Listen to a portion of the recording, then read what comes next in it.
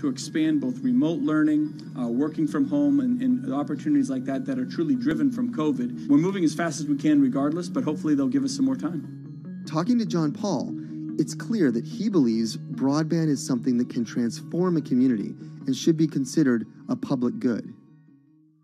One of the first communities to come on in the United States with full-on gigabit service was Chattanooga, Tennessee. Now, they're a bigger city, but they're a city that was economically in a downturn.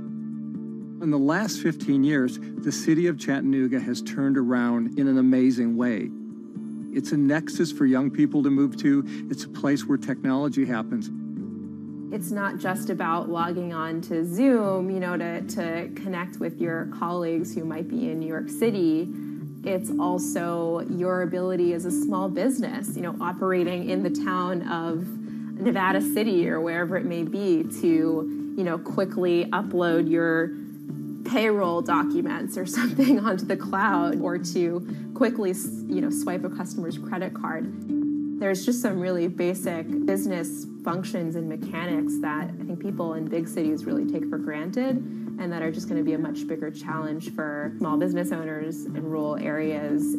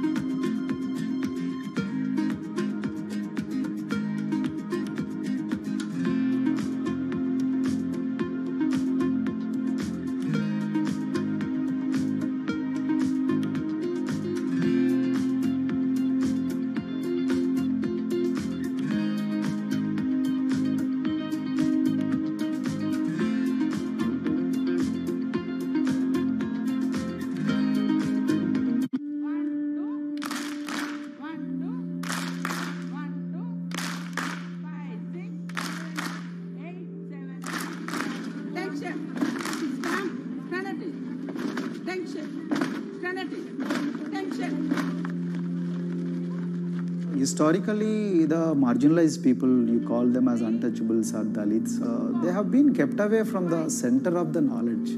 Once you are born into a caste, it is very difficult for you to grow beyond that. You are stuck in that identity.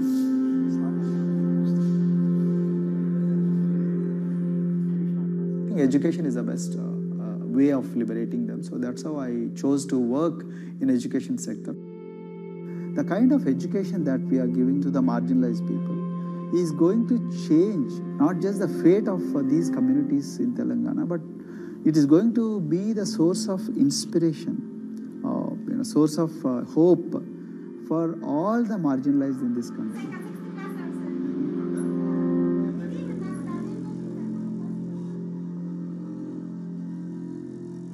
Greatest flight in India is the system of caste.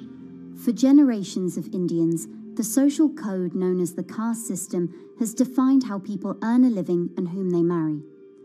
Although outlawed 7 decades ago, castes remain a significant factor in deciding everything, from family ties and cultural traditions to educational and economic opportunities. Dalits, people who are on the lowest rung of the caste system, constitute almost 1/5 of India's population of 1.3 billion.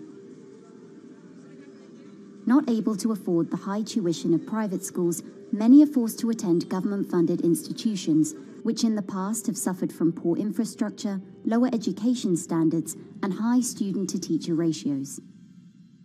But Dr. Praveen Kumar is trying to change that.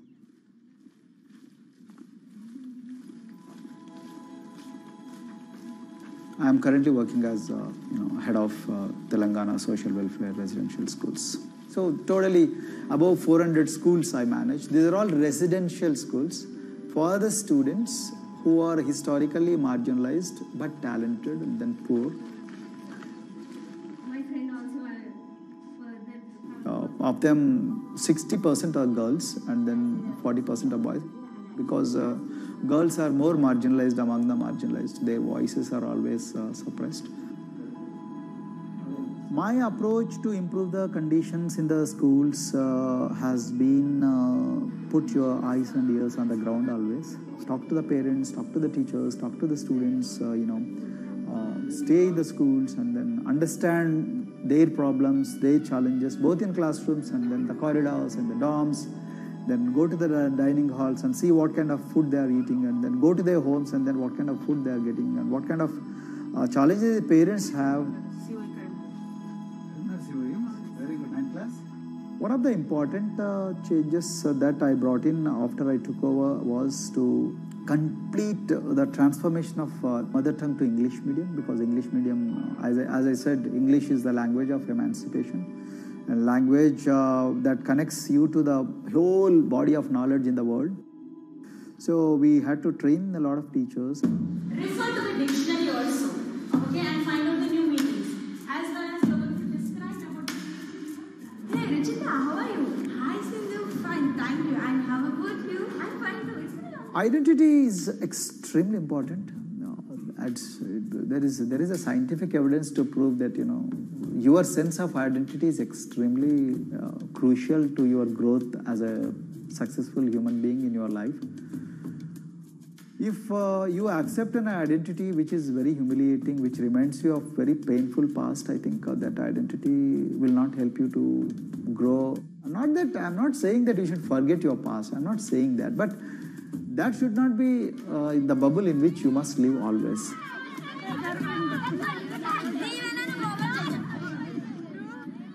Sweros is an alternative identity. S stands for state, W stands for welfare, Aero, SW and then Aero is Swero.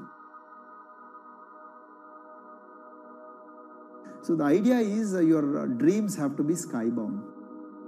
So that is what we are trying to achieve by changing the identities. Like, you say, I'm a Swero and I aim to be a doctor. I am a Swero, I aim to be a top-notch engineer. I am a Swero, I aim to be a top bureaucrat of this country.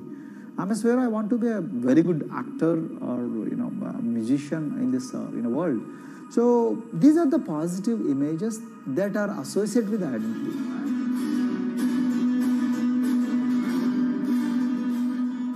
Just to give an example to you, in 2012, in our institution, we used to produce about 6 doctors per year. But because of our, this self-liberating ideology of Sveroism, we have, this year, we have produced about 189 doctors. This is phenomenal for any poorest of the poor people. You know how difficult it is to get into medical colleges in this country. So, but today, because of this ideology, the students have been able to achieve this, feat.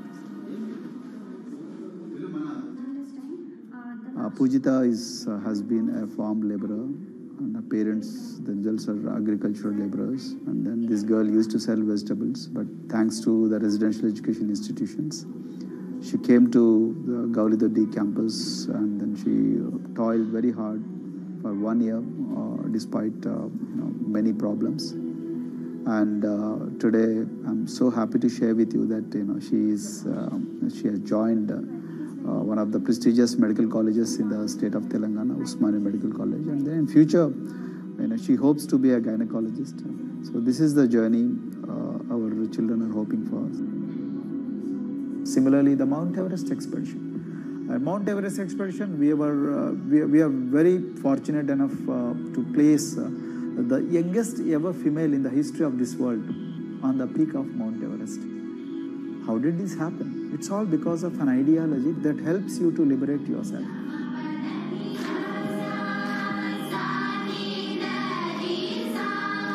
We brought a lot of extracurricular activities and most of them got institutionalized now. So for example, music.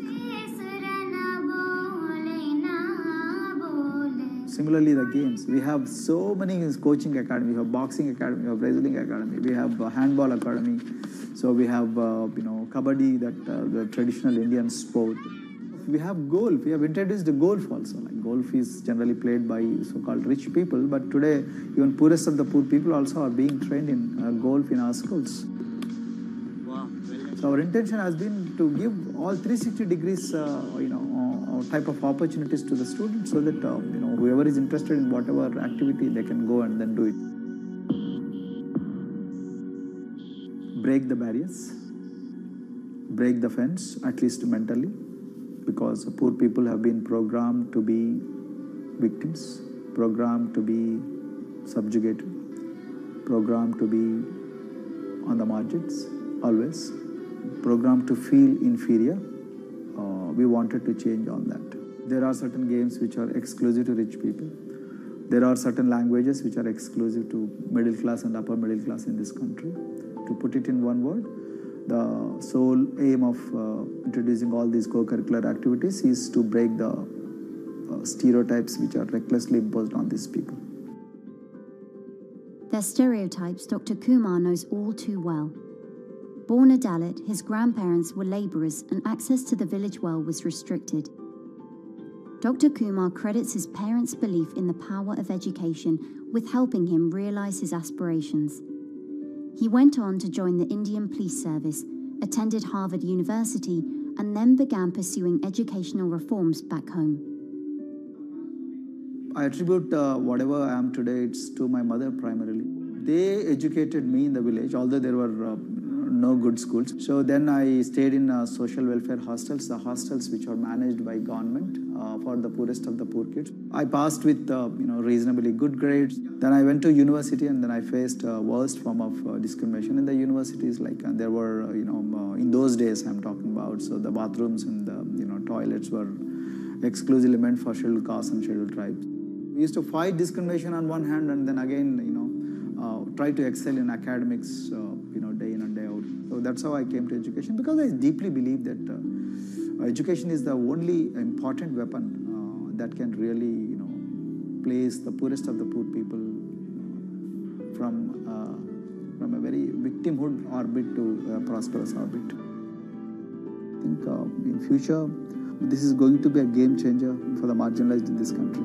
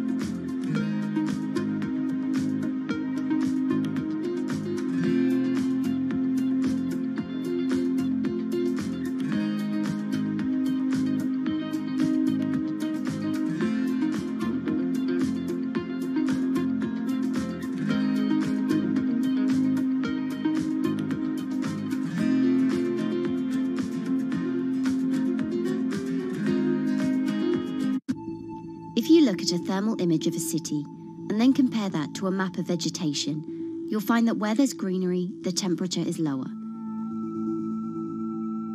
That's because things like asphalt, concrete, and shingled roofs absorb more heat from the sun than trees.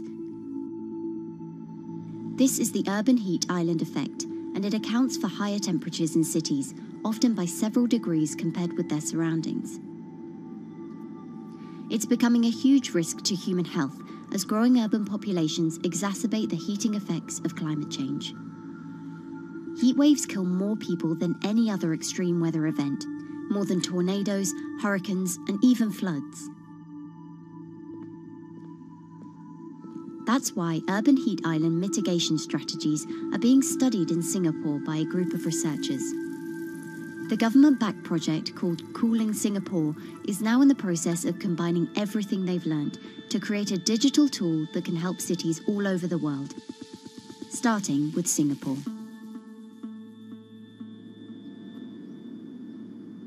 In Singapore, close to the equator, temperatures regularly rise above 32 degrees Celsius or 90 degrees Fahrenheit. And the city structures only make it worse. And that is also the case for Singapore, which is basically a concrete jungle, more urbanized, more developed city. And even in Singapore, what you have is a situation whereby there's a temperature difference of 7 degrees Celsius between the more urbanized and the more rural areas. The government has taken drastic steps to keep temperatures down. This is Gardens by the Bay, an award-winning park, and inside this greenhouse is a pleasant 24 degrees. That's because the dome, along with 24 nearby towers full of thousands of people, is chilled by what's probably the world's largest underground district cooling system. It uses a large central plant that cools water and then pipes it into banks, residential towers, an exhibition centre, shopping malls, and the city's iconic Marina Bay Sands hotel and casino complex. So one of the biggest perks of using this system for the buildings is that they can save 40% in terms of electricity usage compared to your traditional air conditioners. And with Singapore relying on natural gas for most of its power, this new system means emission savings equivalent to removing 10,000 cars from the city's roads. That has big implications for the rest of the world. If things stay as they are, more than a third of the world's electricity could end up being used to cool buildings and vehicles by 2050. As the world gets hotter, gets warmer, there is a greater need for air conditioning and as well as refrigerators, for instance. And the more people are buying these household appliances, the more energy usage they use, and they release heat more, and that then exacerbates climate change. It's a vicious circle. And so since 2017, researchers at Cooling Singapore have been identifying design solutions that reduce our need for so much cool air in the first place. One thing many cities have in common, and that's the importance of vegetation. That's a very important measure to mitigate the urban heat because of the shading effect, of course, and the psychological effects of the vegetation, and also because of the possible evaporative cooling effect of the vegetation. Vegetation can be, of course, on the ground floor in form of trees and shrubs, and you can walk under them. This is the so-called canopy layer that the vegetation forms above us. But vegetation can also go up the facades of buildings, and it can go to the roof of the buildings.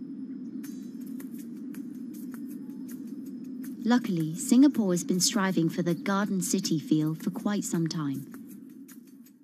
It was a vision initially introduced by then Prime Minister Lee Kuan Yew in 1967 to make life more pleasant for people. And today, Singapore is one of the world's greenest cities in terms of urban vegetation. Kampung Admiralty, a community centre that contains health facilities and social spaces, now provides more green space than the plot of land it was originally built on. It's topped by a roofscape of staggered terraces covered in local plants, which functions as a community park. And a village green in the centre that contains farm plots for residents to tend to. Park Royal on Pickering was designed as a hotel in a garden that doubled the green growing potential of its site. There's now 15,000 metres of sky gardens, reflecting pools, waterfalls, planter terraces and green walls. And the government has big plans as well. Singapore actually has a plan to plant 1 million trees and add more green spaces over the next 10 years. It is actually a mix of wanting to reduce the urban heat island effect, but on the other hand is also to get the people to be more connected to nature. But it's not enough. The city-state has still been warming twice as quickly as the world average over the past 6 decades. That's why Cooling Singapore has developed a catalogue of other potential heat mitigation measures. When you try to mitigate the urban heat island effect in a city or in any building, in a village as well, the first place to start is by shading of the windows. You have to keep areas clear so that the wind can move through it. Water of a certain depth can act as a very good thermal buffer. If you have to construct heavy buildings such as high-rises, at least you can make the surface, the facade, less heavy, and you can protect it from direct sun penetration. We have to make sure that no combustion engines will be in the city in the middle, in the medium to long-term range. So ideally, the electricity production is outside of the city, and you bring just the clean electricity into the city. You can at least minimize the use of energy in the city, and you can start to slowly convert the roofs, the facades of the city into production areas for renewable energy. In Singapore, unfortunately, this is a limited option, but in the long run, it could produce up to 20-25% of the energy, of the electricity needed in Singapore, if all the roofs and the areas in the buildings, on the facades would be used to do that. With so many different ideas, Cooling Singapore is also designing a virtual model of the city to test them out. It's called a Digital Urban Climate Twin, or DUCT, that will calculate how each element of the city's design will impact the urban heat island effect. That means we model not only the geometry of the buildings digitally, but also we model the transportation, the insulation, the temperature, the radiation coming from the sun, the weather, the local climate, the even very, very microclimate of the city, the water, the movement of people in the city. We can invent scenarios, we can design scenarios, test them before we actually build them, and if they test very well and we are sure that they will function, then we can start to build them and put them into reality.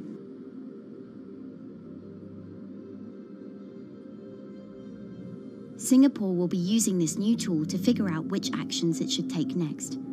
And the model can be applied to any city, whether it needs to keep heat out or keep heat in, which will ultimately save energy, slow climate change, and improve our quality of life.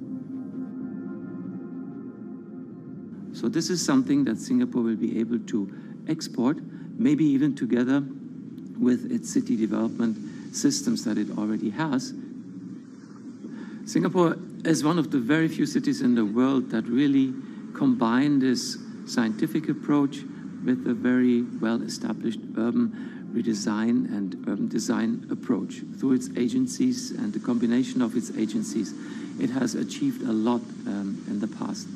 If it keeps following the scientific path and the combination with the other knowledge in the city already, we think that it will be a very comfortable and very livable city in the future, even more than today.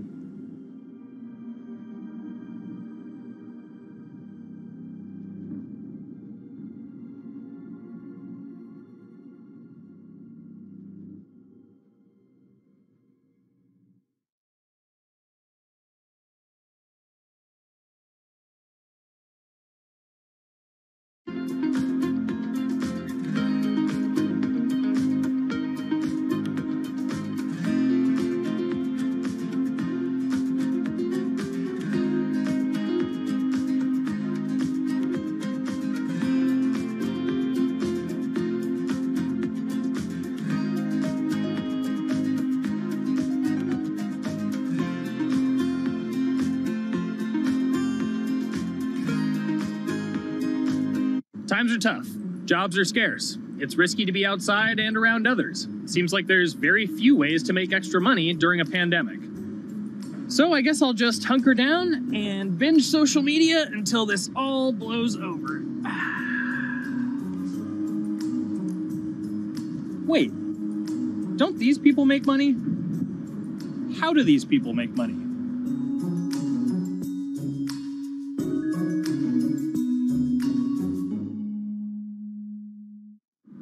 Streamers, YouTubers, Twitch stars. How do they make money? Is it a lot? Is it a lot of work? I know, I gotta ask somebody in the biz, and I got just the guy. Austin John Plays. This is your full-time job now, right? As of November of last year, yes. This was always just kind of like a side thing. Like, any money that I made from doing my videos and whatever else, I never touched that because I didn't really think of that as being like real money. And then it started coming in more and more. And then it was like I hit my first day that I broke $1,000 and I was like, this is actually going to be money.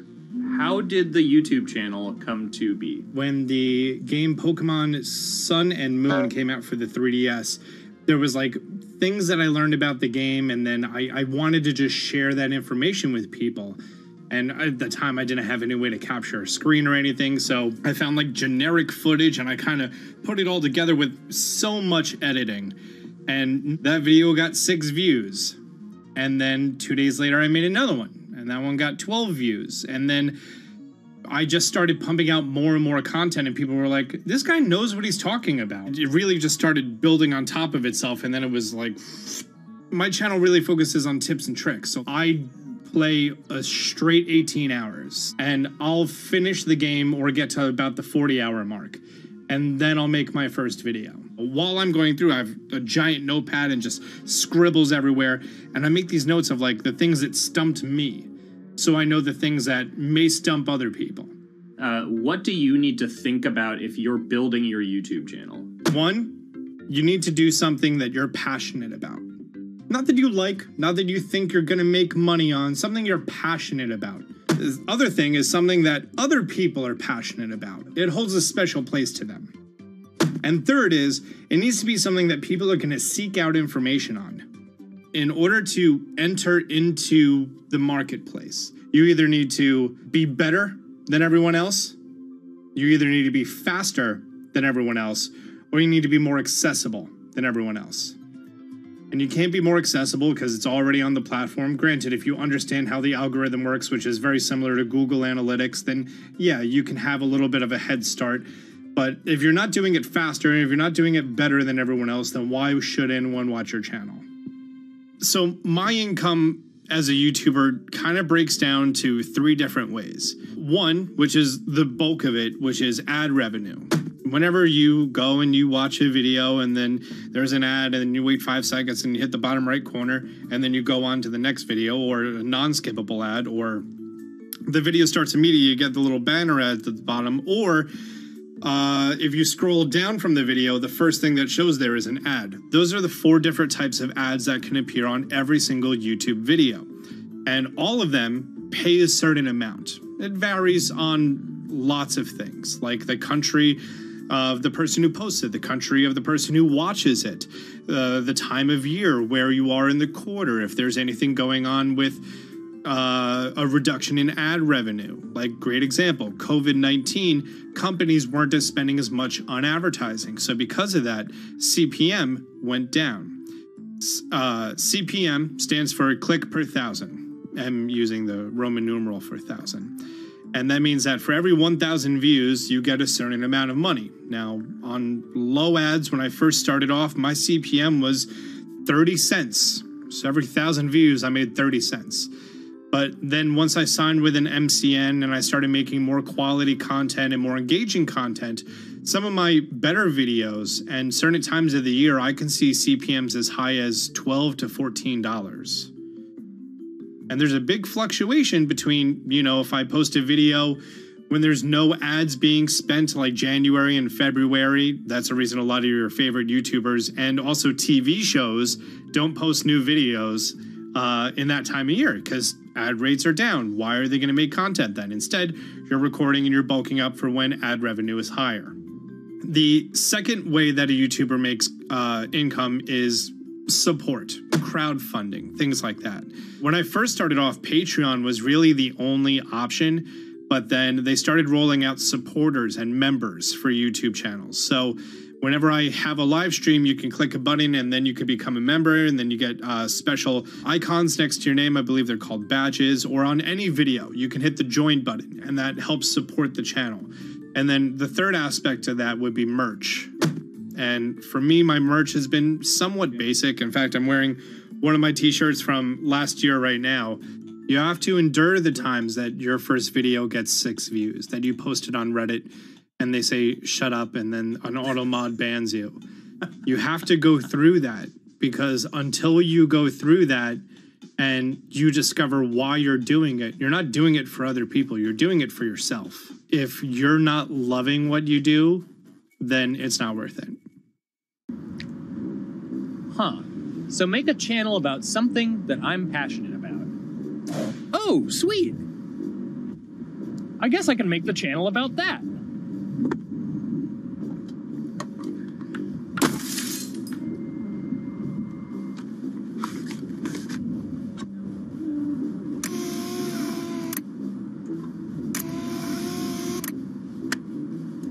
Now, how do I grow an audience?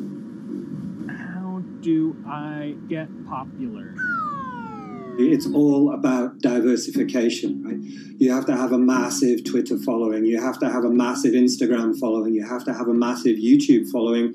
Of course, you have to be on Twitch, which is the key platform. But basically, any way you can get in front of your audience, you can engage with your audience, is going to drive those clicks, which ultimately drives the advertiser revenue that you get back from all of these platforms. It's me and Dan playing video games and talking in a funny manner over them. They're not just people who are good at games. They're actually people who are good at online engagement, online entertainment, first and foremost. You have the right to remain stylish. Anything you wear can and will be used against you in the court of fashion. The streamer is either very, very talented at the game. The best player in the game is generally going to draw a crowd because people like watching people who are very good. On the other hand, they're either very, very good or funny, charismatic, whatever it is on that side. Oh, no. You know, it becomes more of a show where they talk about other things outside of the gaming world, and gaming becomes really just a backdrop and an excuse to engage with that audience. There were those weird, like, Ronald McDonald, like, straight to VHS movies. You remember those? I'm personable, I'm chatty. I would kind of, you know, when boring things were happening in the game, I would ramble on about, you know, movies I'd watched or books I'd read and, you know, or conversations I'd had and stuff like that. And so I think being personable was a big part of that. It's not just getting on and playing games. It's getting on and being an entertainer. You are putting on a show. All right, now let me go ahead and grab the samurai sword that every gym has. Okay, he's dead. To have a larger audience and to have that audience, I think, stay with you, you have to bring something extra. You know, you have to find your niche. You have to find what works and what connects with the audience and what makes them laugh and what makes them keep coming back. You gotta make it a little more exciting, all right?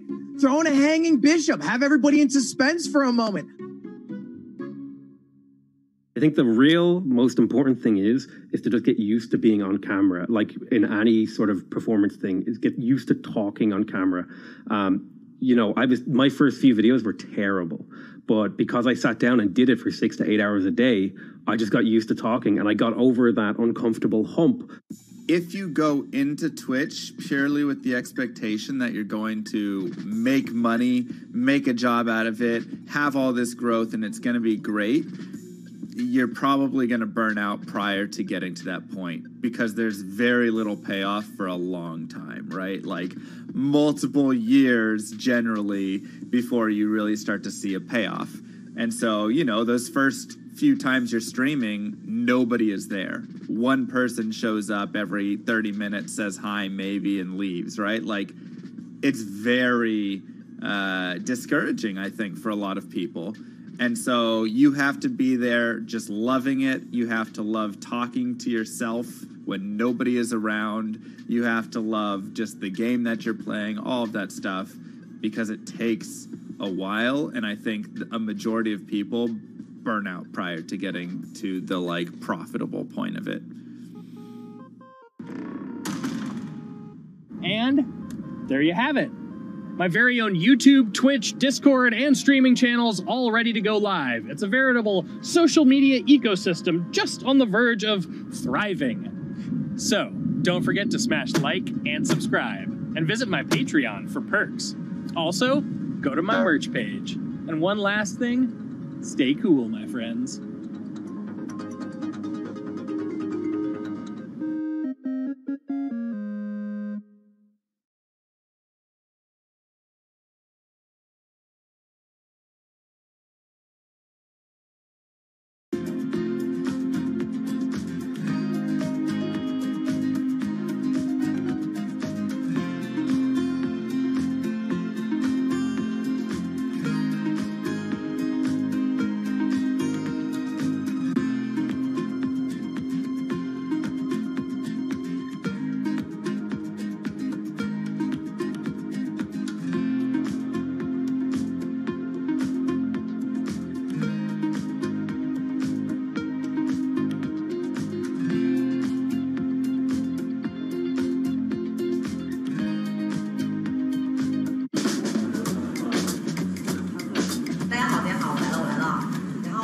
This is live stream shopping, one of the hottest trends in China.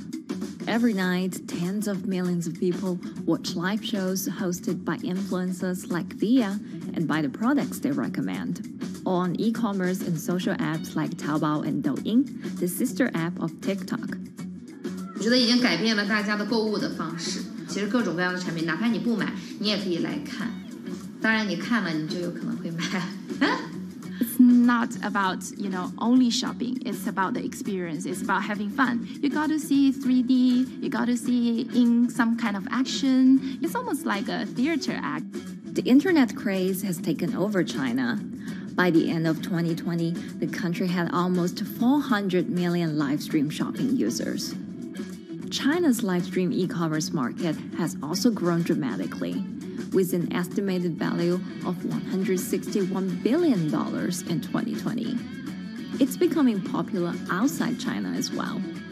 So, is live streaming the future of shopping?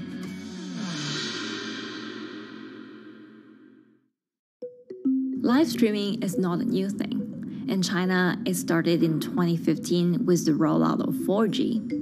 And it was first used for entertainment and socializing. Many live streamers performed for their followers or chatted to them, making money by receiving virtual currency and gifts. In the West, live streaming is mainly the domain of avid gamers. In China, it's broken into e-commerce.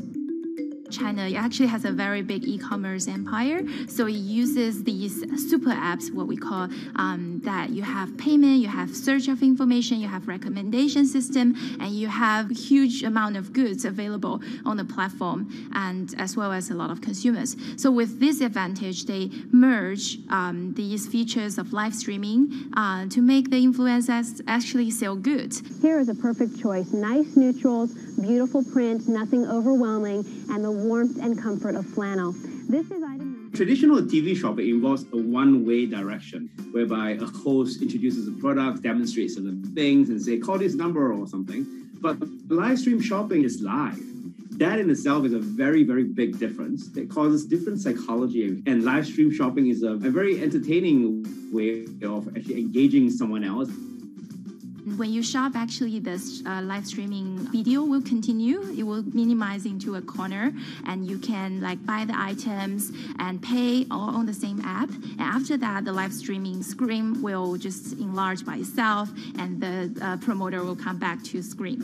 So it's very convenient.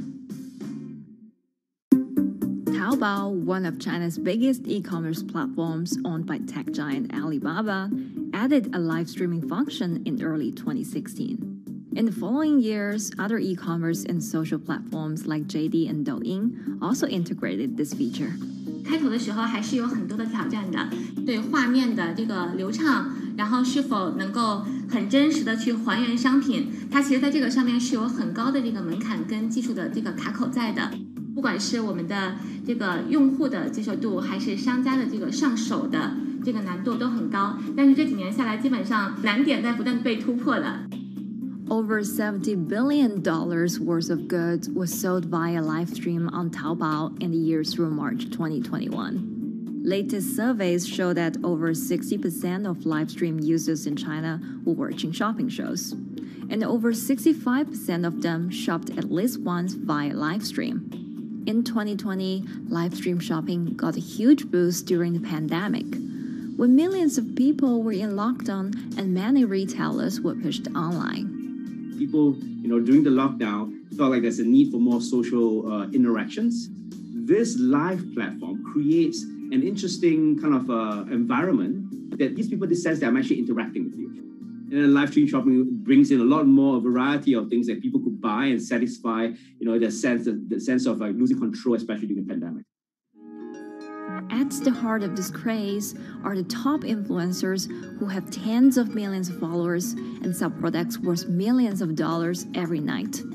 They often use their star power to get bargains from retailers, which in turn boosts their own sales and influence. So if you think about China's live streaming, you have to know the king and queen of the influencers. The queen of live streaming, Via, she is actually having the biggest viewership and the biggest sales volume for a long time on Taobao platform. She can sell everything from like Gucci sunglasses, lipsticks, homes, and cars. One time she offered her followers to go on a Tesla ride with her, and she even, for once, sold a rocket launch in her live streaming room for 40 million yuan. 接下来我们真的要上火箭。 The king would be Li Jiaqi, more widely known as Lipstick's brother. He used to be a cosmetic sales before he turned into live streaming e-commerce. And he knows a lot about the cosmetics. So he's the one that will actually put the lipsticks on himself when he's on the show. Top live streamers like Via and Li Jiaqi have become celebrities in China and can earn millions of dollars a year. Although not everyone can be as popular, mid-ranking live streamers like Tiffany still earn a good income through sales commissions. 如果说单从收入方面来讲的话，那主播的收入是比普通的工作要高很多。但是呢，主播这个工作时刻对身体，包括对精神都有很大的一个考验的。就是每天需要集中精力，然后长达5-6个小时，这种状态是很累的。而且这5-6个小时的话，你是脑子是不停的，然后嘴巴是不停的，然后手也是不停的，眼睛也是不停的。像我们做主播，不是说单一的只做直播一件事情，然后还会有选品的一些工作，然后还会有一些其他的事情排在里面，其实是没有个人生活的。那我觉得增强粉丝影响力的话，不是说某一件事情。可能今天做了什么事情你就增大了影响力，而是每天不断的内容的输出，粉丝不断的可能对你的了解，慢慢的信任你。里面有芝麻酱的味道，如果吃不习惯的话就慎买。A lot of successful live streamers are generally very good at communication. They're very good at articulating very simply what a product does, what a product doesn't do. In order for them to sell, they need to be trustworthy and appear trustworthy, and they need to, show in some ways that they're authentic, right? So for Via and Li Jiaqi, they are able to articulate that quite a bit through their body language, through what they say. For example, Li Jiaqi will also sometimes say bad things about certain products because to him that's his honest opinion, and sometimes people want to hear that. And so they seem very credible, they seem very trustworthy, and don't forget, they're also very entertaining and very interesting. If you're familiar with Li Jiaqi, he won a Guinness record for like the most lipstick applications to models in like 30 seconds. So if you're able to create a lot of buzz with interesting things that you do, people who may not want to buy lipsticks will also stream in just to watch what he does. And then from there, you might get hooked. 这就是一般女生出门的时候涂的口红的颜色。 Live streamers also use sales techniques such as limited time or supply. This sense of scarcity can often encourage viewers to buy. The platform in itself creates and enhances some of these things because you see it live. Something we call social proof has taken over, meaning that, hey, other people are interested, other people are joining in, other people want the same product. And they add it in a chat and they ask questions and they say, oh, I want this too. What happens then? It makes the whole product even more scarce. But it's not just influencers. Local farmers, luxury brands, even mutual funds have also started their own live stream shows. Working with very top-tier live streamers can be risky. It's not necessary that the benefits will end up with the brand. So we see company executives opening their own shows. And we see like P&G have their own sales room, which runs shows every day as well. We also have like local governors in like small towns to sell their agricultural products. So the live streaming is definitely transformed the way product owners can think about how to reach their consumers. And it enables a lot of players to actually sell. Live stream shopping is going global. Merchants in Southeast Asia have embraced this trend. And in the West, Amazon has upgraded its live streaming function, adding interactive features like chat rooms. Companies, including Google and Facebook, are also developing and investing in technologies to integrate video and e-commerce. 直播电商它其实已经开始成为主流，它未来的发展空间跟潜力都是巨大的。接下来大家会越来越依赖这种购物方式，会变成一个比较日常化、比较规范化的这么一个趋势。If you look at the numbers alone, their numbers alone, Li Jiaxi's numbers or Via's numbers, you know that they can sell and you know that they can generate revenue. Are they able to sustain it over a long period of time? It depends on how innovative they are at changing some of the things that they do. But you can't expect consumers one day turn into virtual shopping for good. There will be the nature of us that crave to go into the store, to touch the goods and actually wear it and see how it looks like and walk around in that with our friends. And those things wouldn't be replaceable with live streaming.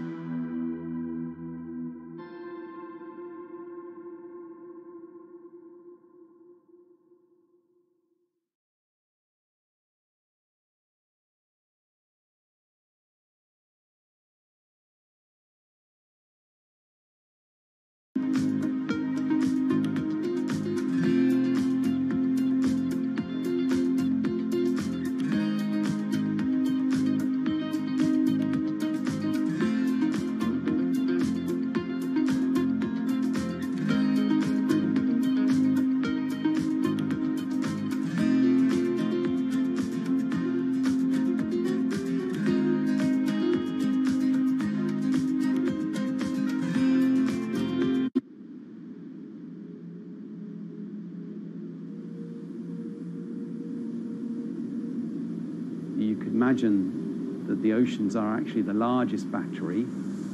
We're storing huge amounts of energy in the oceans. The wave motion can be very deep. It can extend down several hundred meters. And once it gets to the near shore, from about 50 meters, the whole water column is moving backwards and forwards.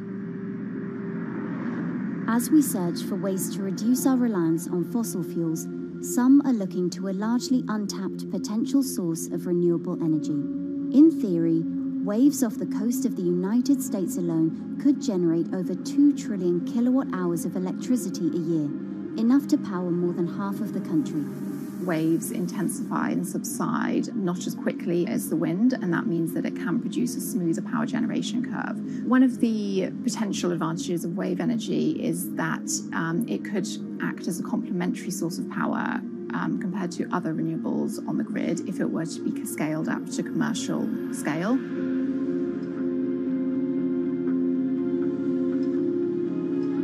For decades, engineers have been trying to convert wave energy into electricity, but a host of technological and financial challenges have complicated their efforts. In the years from around 2006 to 2015, there were a spate of bankruptcies in the sector, and this was largely because of a lack of kind of continuous proven projects out at sea with reliable electricity generation.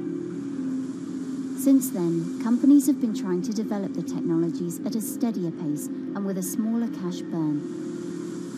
But the same questions remain. Can companies develop devices and technologies that actually work?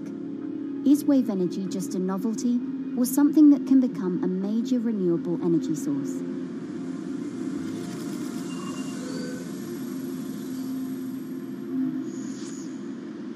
The sea is a very challenging environment within which to operate a power project. So seawater is corrosive and conditions are very rough. So this means that power projects don't have a very long lifetime, and it increases operating and maintenance costs. Partly because of that, many early wave energy projects hit rough waters, such as the Palamas Wave Energy Converter in Portugal and the Isla Limpet project in Scotland. But that hasn't stopped others from trying.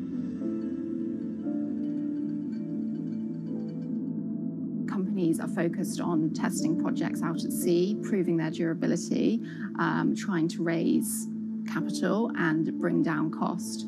The sector hasn't really converged around one single technology design, and companies are kind of undecided about which design works best.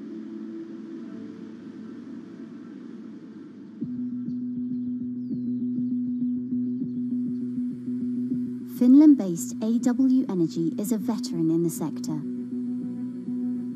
The first proof of concept of the company's device was made in the 90s after diver Rauno Koivusaari observed the strong back-and-forth movement of a hatch cover in a shipwreck in the Baltic Sea.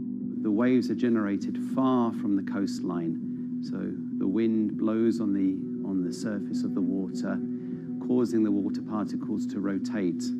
And that rotation extends deep down below the surface. And the waves can be very long. They can be several hundred meters long. And as they come into the near shore, this rotational energy turns into an elliptical energy, and eventually backwards and forwards, as you probably noticed if you've been swimming on the seashore in large waves, you're pulled in and out. That's the energy that we're extracting. There's a sweet spot where we deploy, so around 10 to 15 meters of water depth. That's where there's still strong wave energy coming in. After years of research, prototyping and testing, the company has deployed Wave Roller, a 350 kilowatt device in the waters off Portugal.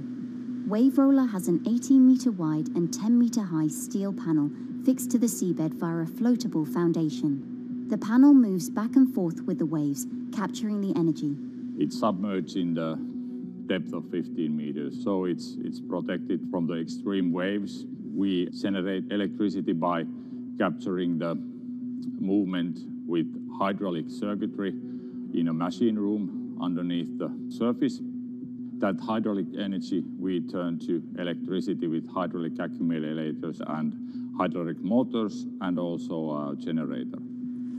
The Wave Roller has survived large waves at sea for over a year and delivered electricity via an underwater cable to the grid in Portugal. Meanwhile, the company has won a €2.5 million grant to work on an upgraded version of the Wave Roller, aiming to increase the electricity generation capacity to 1 megawatt. The upscaled device would have a bigger panel, 2 power takeoff units, and improved software to control the energy production. We have taken into use a wave prediction algorithm that kind of tells us what kind of waves are coming in to our device. That gives us few seconds to prepare for capturing more energy, and the difference in that is significant. Our future plans are to deliver technology around the world. So I'm hoping we can be working on delivering technology to projects in Asia and also in the American continent as well.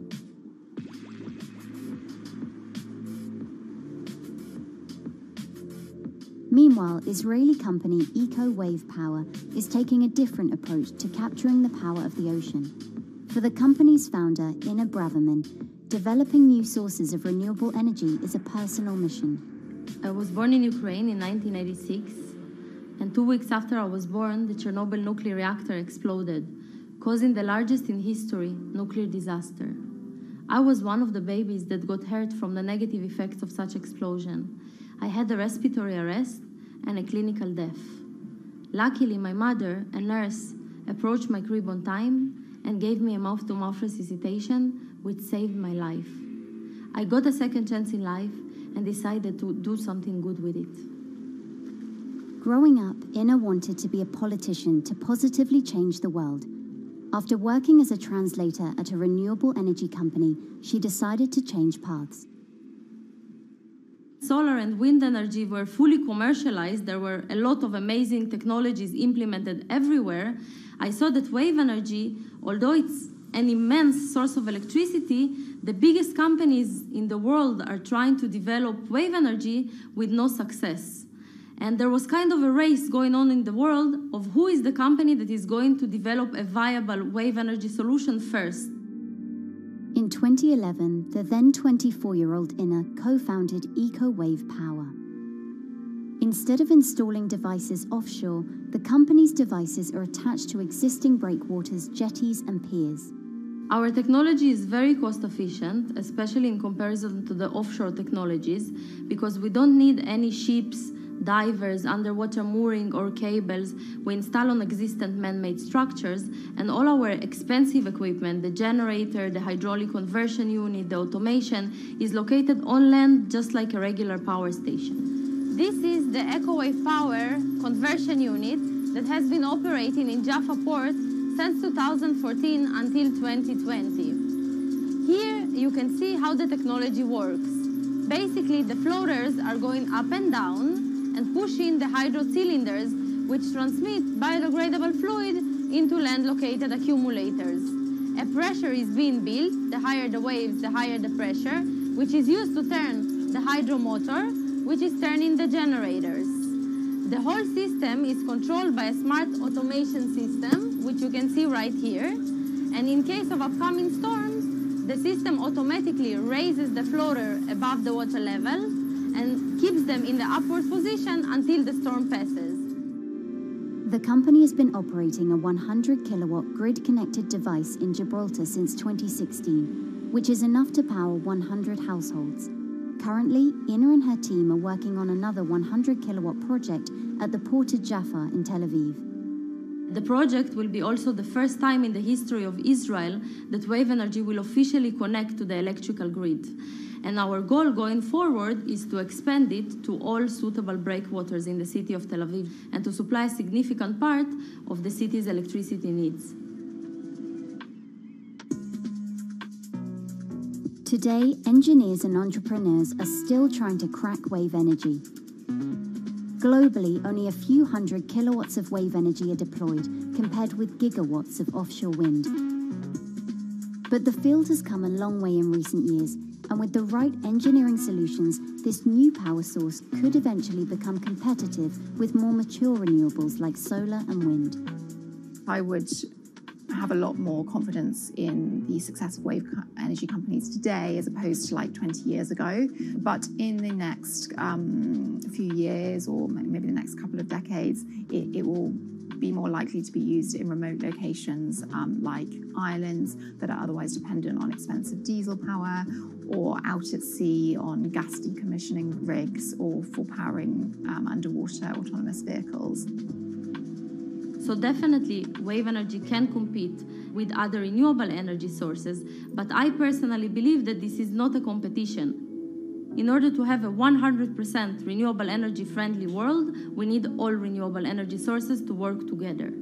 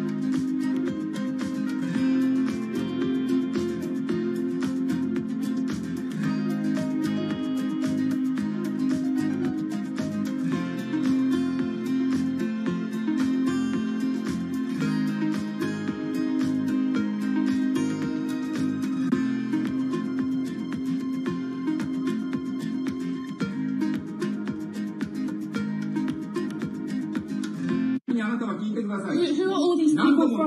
Who are all these people from?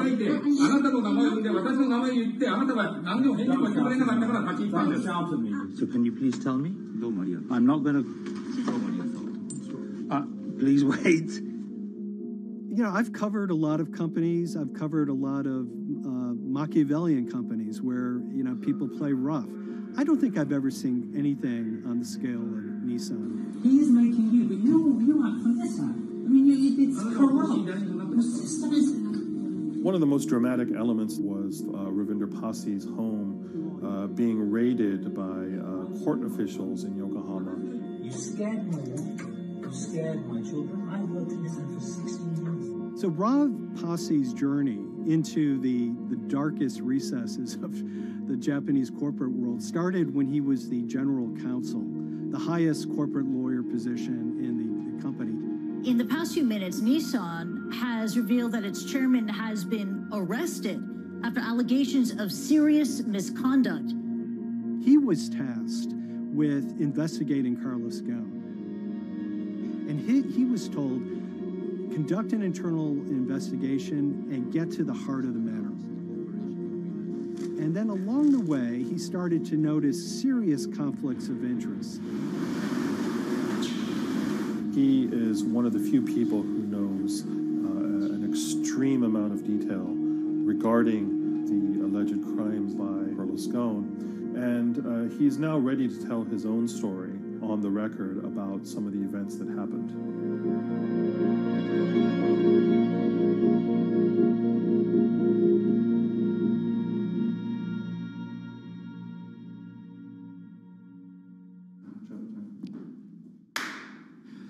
My name is Ravinder Passy. I'm the former Global General Counsel of Nissan Motor Co. Limited. And you could say, yes, I had a front row seat in terms of what was going on. When Carlos Ghosn saved Nissan years ago, he was depicted in Japanese comic books as this hero, and now maybe we'll see comic books where he's the villain. In corporate Japan, Nissan was quite an unusual company. It was led for 2 decades by a non-Japanese executive. Well, Carlos Ghosn was a hero in the Japanese business world. If you had a global business celebrity in Japan and worldwide, it was definitely Carlos Ghosn. In a country with few foreigners at the top, he stood out. But over the years, he saved Nissan from bankruptcy, allied with Renault and Mitsubishi, and turned the alliance into one of the most competitive in the world. Yet as the years went on, I think his ambitions changed a little bit. He started thinking about legacy plays, and one of them was to really tighten the alliance between Renault and Japan. And unbeknownst to him, there was a contingent of senior Nissan executives that were really felt threatened by that move. They really thought that they would lose complete control of the car company, and even in the government, there was probably a little bit of anxiety about a national champion in the auto industry falling under full-blown foreign control. Carlos Ghosn was an auto industry leader, respected by many in Japan. Now he's in jail. The arrest of Carlos Ghosn came completely out of the blue. This was in November of 2018. He was coming to Japan on Nissan's corporate jet for a regular executive meeting, and he was met on the tarmac by Japanese authorities who whisked him away to jail and charged him with financial misconduct crimes. So what happened was that a power struggle ensued inside the company, and somewhere along the way, it was criminalized. By that I mean that there were allegations leveled at Carlos Ghosn about the way he reported his pay to Japanese authorities, the way he handled money inside the company, that in other contexts might have been a board action, might have been handled internally. A number of executives at Nissan decided to take this difference and take it over to the Tokyo prosecutor's office, and that unleashed a chain of events that would shake the entire auto industry. So after Carlos Ghosn was arrested, Nissan launched an internal investigation into the events that led up to his arrest. So Rav Passy was tasked with investigating Carlos Ghosn, and he was told, get to the heart of the matter, find out what Carlos Ghosn did wrong and bring it to our shareholders. It's really complicated because you had various things coming out of the weeds. 2018, the investigation has started, and we become aware of matters in terms of conflicts, actions by certain individuals that cause some concern because things might not quite be what they seem. So in our story, we really took a close look at Harinada and his role in Carlos Ghosn's downfall. Harinada is one of the most fascinating figures inside Nissan. He's also a lawyer. He's originally Malaysian. Hello, Mr. Hadi. And he had a meteoric rise through the company and became very, very close to Carlos Ghosn and other top figures. He had a front row seat at all the major strategic deliberations at the company.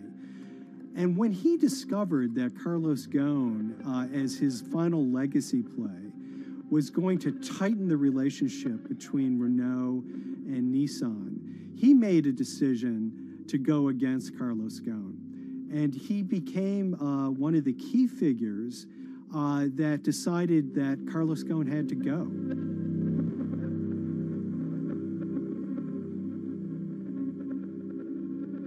Harinada was somebody who actually recruited me into the company, so I have a long-standing relationship with him, or did have a long-standing relationship with him. For many, many years, he was a mentor.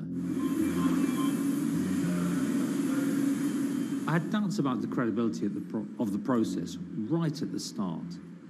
Harinada had a plea deal with the Tokyo prosecutors. Now, that suggests he was intrinsically involved in some of the wrongdoing, or the allegations of wrongdoing, and it just didn't smell right, just doesn't sit right. So there was a basic conflict of interest. In other words, Harinada had to deliver results to Japanese prosecutors to avoid his own criminal liability, and he's accusing and leading the investigation of Carlos Ghosn. Some of the people who had been involved in the original alleged crimes were also looking into the affairs themselves. Ravinder Pasi began pointing out some of these conflict of interest issues. And the reason for that is essentially his concern was for the company. If the company's own investigation into itself was compromised, that could lead to a very weak position in various lawsuits that it was dealing with across the world. I had discussions with Harry, discussions with the statutory auditors about these conflicts, discussions with HR about some of these conflicts, because at that point, we reported into him. You know, at the time, everything was quite, as you can imagine, it was, we've got to do this, we've got to do that, we've got to move fast. But when you step back and look at some of these things, you just think, my God, what was going on here? Because me, members of my team, were being placed in immediate danger. Your chairman's been arrested. A representative director's been arrested. They both happen to be foreigners. And then now what we need to do, we're being instructed to do, is certain compliance professionals need to go into properties in Brazil, for example, and retrieve evidence.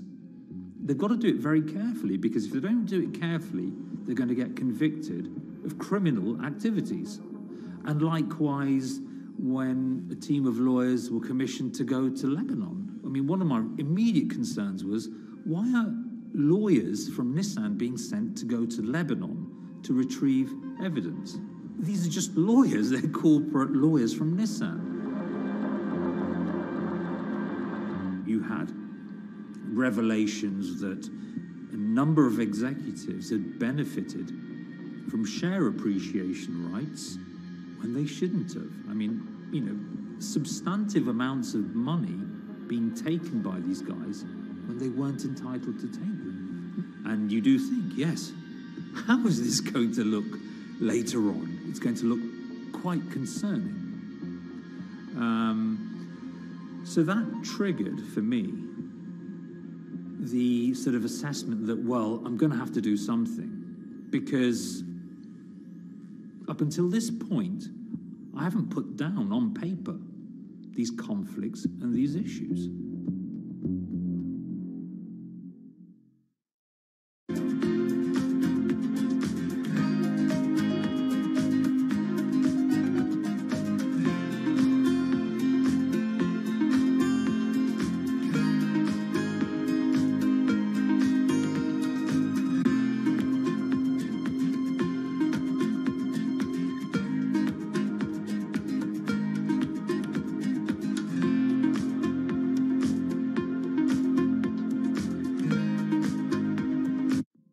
So Rav Pasi makes a fateful move. He writes this letter to the board listing every suspicion he has in great detail, backed up by evidence, backed up by memos, of why this internal investigation had serious problems. He sends the letter to the board, and it's crickets. He doesn't hear much of anything. Nothing happened thereafter. Nothing at all. Just like it just gone into a black box. And he began to suspect that there was a desire, even at the highest level within Nissan, to kind of sweep these conflicts of interest under the rug.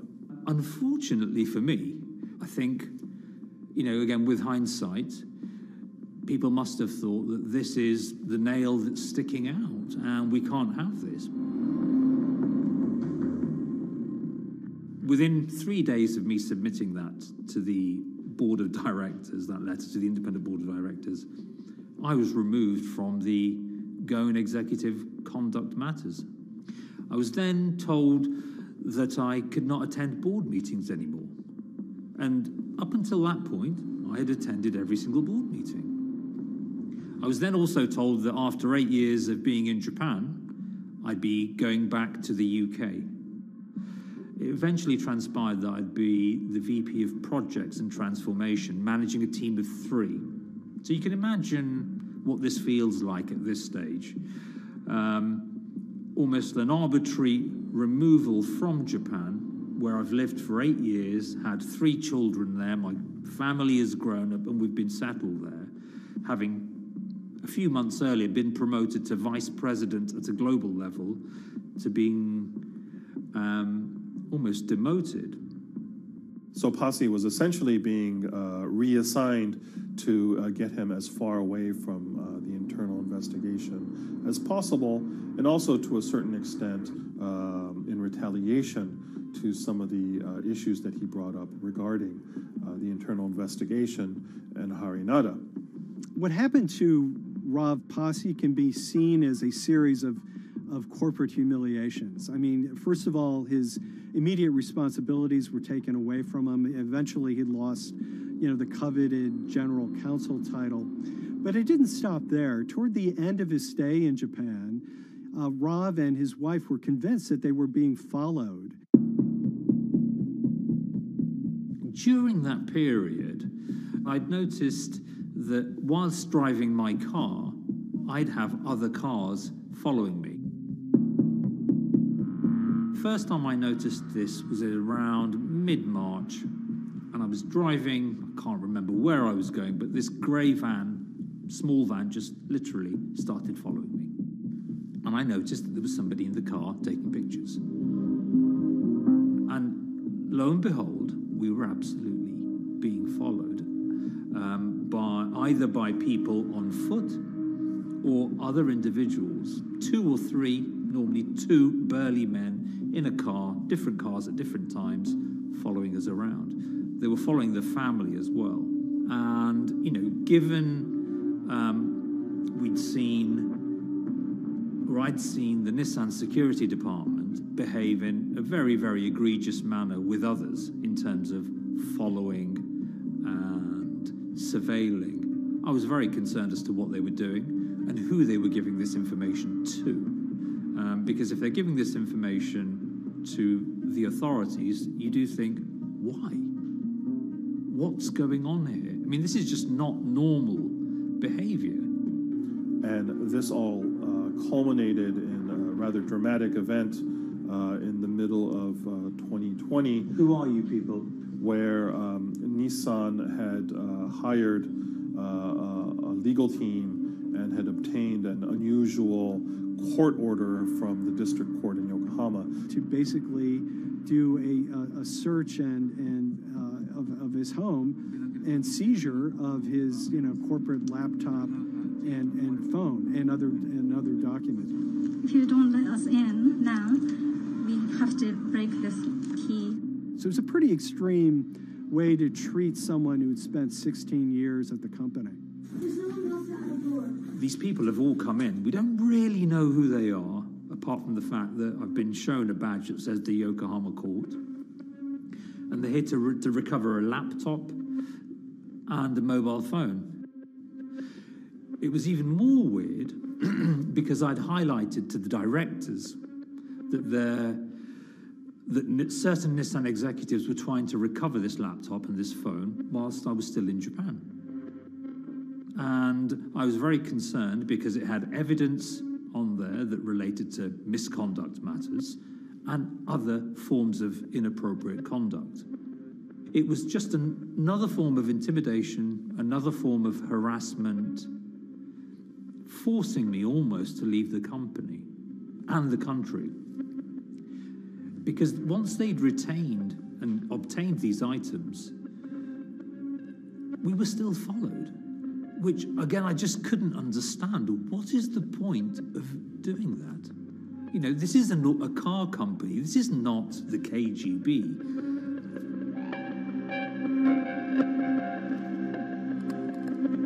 I think it's fair to say that Rob Posse didn't have full battlefield awareness of all the intrigue going on at Nissan. I mean, Hari Nada is interesting because he's both charismatic and charming, and one of the most brutal corporate infighters one could ever run across. This is a confidential company email, right? You should not have this. If he had fallen into line, he would probably still have his job at Nissan, be paid very well, and continued his work. A career that he spent 16 years building at Nissan is irretrievably broken. It's been smashed to smithereens. He and his family paid a huge price, certainly. But in terms of being able to sleep at night, I think he's come out ahead. I highlighted issues to the highest levels of the company so that they could be dealt with appropriately by those in charge. There was no response to those, and there was retaliation against me. What's really profound, like absolutely profound, is that none of your colleagues, I mean people who you have known for years, forget it. Yeah. You're on your own. Yeah. And you got to be ready for that. You've got to be ready for that. If you take it on anyway.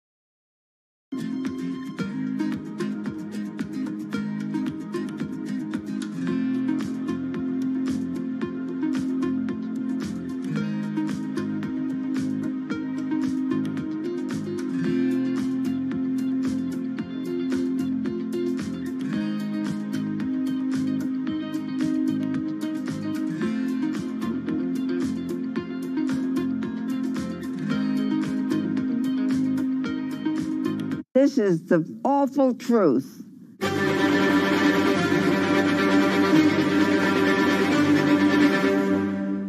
There's always someone in the family that's pushing it.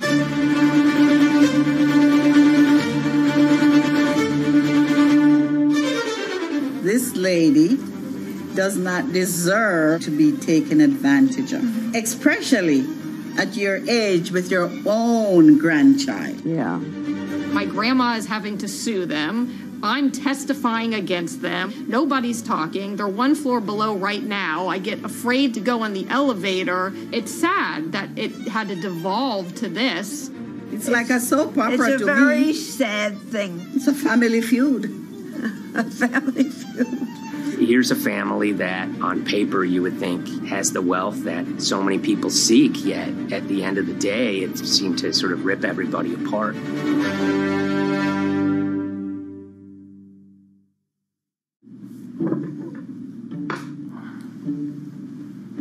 My name's Tom Schoenberg. I'm a senior reporter here at Bloomberg News, cover financial enforcement. I was approached by someone close to the Schottenstein family and asked whether or not I would be interested in writing about Beverly Schottenstein and this case that she had against J.P. Morgan. And it was immediately clear that there was a great story here to be told. So I started just, assembling all sorts of documents that the family made available to me. That included a diary that Beverly had begun writing when she started having suspicions about what was actually going on with her money. Beverly obtained her wealth from the Schottenstein kind of retail empire that has at times included Big Lots, Value City, American Eagle Outfitters, DSW Shoes. Beverly's husband died, and at which point they sold off their portion of the company, bringing them an enormous amount of wealth at around 1990. Estimates of her wealth were around $90 million. She, for many years, had that pool of money being managed by outside advisors. Her grandsons in the late 2000s had both graduated and were becoming financial advisors. She gave them a little bit to work with, and over time, her grandson, Evan, became the trustee of her entire estate. Managing sort of family money is not a conflict. In fact, some ways in wealth management, it's kind of how you get your start. It's kind of the seed that you need to sort of get going in the business. But Beverly started having suspicions that something was wrong probably in around 2016. Well, there were suspicious things, but taken separately without everyone talking about their own experiences, it was hard to really put it together. She had written a check to her caretaker, Dawn, that bounced. So she went down to her local Chase branch to sort of find out what was going on. She wasn't getting paper statements in the mail, so she asked them to print out a number of her statements having to do with her checking account and her credit card account. So we went to the bank and asked for the statements.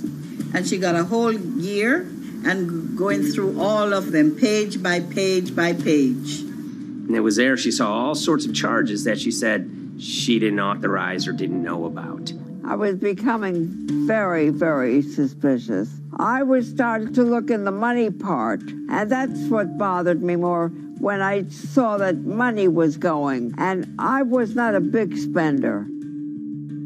Around the same time, Dawn, she starts noticing Beverly's son, who lived in the condominium below her, came up with Evan with a shredder and started grabbing papers in her office area, including some with J.P. Morgan letterhead, and just started sitting at the kitchen table, just shredding documents over and over. Yeah, they came in one morning. They used to do it in the back. Through the back door, and they brought the shredder inside. And then they went in the drawers in the office and took out all the papers, and they started doing it. I was very suspicious because I know you don't go around and destroying papers. Beverly said that they had done this many times before. That's when she said to me, Dawn, I'm going to write my feelings in this black book. Diary. And it's a diary, and she started writing. Each day, she would write a little at a time. Around the holidays of 2018, a package had arrived, a FedEx package, and in it were materials about a venture capital fund based out of the Cayman Islands. Dawn and some other family members take a look at this, and they see that Beverly is signed up for this fund to the tune of $5 million over the course of several years. And that was really the beginning of it. That was sort of the tip of the iceberg when it became obvious that something was going on, that my grandmother really wasn't aware of this fund. Beverly started to panic. She got really upset and called, JP Morgan's headquarters in New York and asked for Jamie Dimon. She said she was told someone would call her back, but she says that never happened. She wrote a letter to Evan and Avi, and in there she laid out a number of things that were concerning her: unauthorized trading, the checking account. She had about $1 million worth of jewelry in a safe deposit box, and that her son Bobby had the key to that box, and that jewelry had gone missing. All this was kind of packaged in this, 5-page handwritten amendment to a will and trust. There's such an evolving narrative about why the jewelry was taken. The only truth we really know is that the jewelry is gone. But why it happened, there have been a lot of different stories. You just don't take your mother's wonderful things and hand it out. And they emailed that note to JP Morgan to seize all activity on her account. And it ended up setting off a firestorm after that. As soon as they got this email that there was a cease and desist and that she wanted to send her money and change brokerage firms, they were actually vacationing one floor below downstairs. They're there right now. The next day, Beverly's in her place. The granddaughter's still in her place visiting. Dawn is there, and up comes Bobby kind of barging through the door. And he's screaming about what was sent to the JP Morgan. They're now investigating now. And he's furious, takes his mother and sort of puts her into a chair, gets pen and paper, and she says physically forced her to write a retraction letter. They were pushing me around. It was a scary time. I was really afraid too. I had to take her to the doctor, and she did an x-ray because she was in so much pain. The locks had to be changed. The phone number had to be changed. I really thought we were going to have to hire guards to be outside just for protection. Oh, it was terrible. Horrible scene.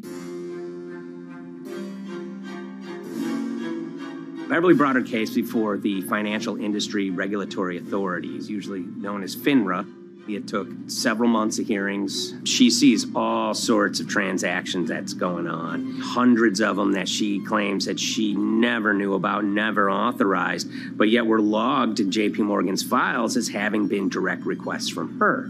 That included the sale of a large amount of Apple stock worth several $1 million, as well as all her stock in Big Lots. Over the course of their time with JP Morgan, Evan and Avi were making all sorts of trading on her account that was generating millions of dollars in commissions for themselves and the bank, yet she was not sort of getting any of the type of gains that you would expect sort of an $80 million account in a bullish market to be able to get. They issued a ruling entirely in her favor, finding that her grandsons, as well as JP Morgan, they were liable for violating their fiduciary duty, misrepresenting themselves, and they also found that the bank and her grandson, Evan, were liable for elder abuse. Evan and Avi, they were fired from JP Morgan. They issued an award of about $19 million. I reached out for comment, and JP Morgan emphasized that Evan and Avi were no longer with the firm and that their actions do not represent the sort of values of the bank. I reached out to Evan and Avi, heard back from their lawyer saying that, they disagree with the law and the facts that FINRA kind of used to decide the case against them and are seeing if they can have it withdrawn. Her son, Bobby, wrote her a letter, said his sons weren't criminals, and he also admits to taking her jewelry. And he says he needed it to pay off some bad business debts he had. They never once came up to say, I'm sorry. If there had been an apology and some acceptance, and asking for forgiveness from my grandmother, I don't think we'd be in the position that we are now. Since the piece came out, we've received dozens of messages from people, many of whom are telling their own sort of personal tales of, kind of financial advisors gone bad, or family members who got control of an estate and abused, those within. It seems that it's really resonated with a lot of people. I keep, hearing a lot of feedback about Beverly and how, a lot of people feel she did the right thing. You're never too old to stand up for yourself and try to right an injustice. She was adamant that she wanted to stand up for herself, but at the end of the day, they did wrong. It's a painful life lesson. You know, Beverly taught them that you don't mess with grandma.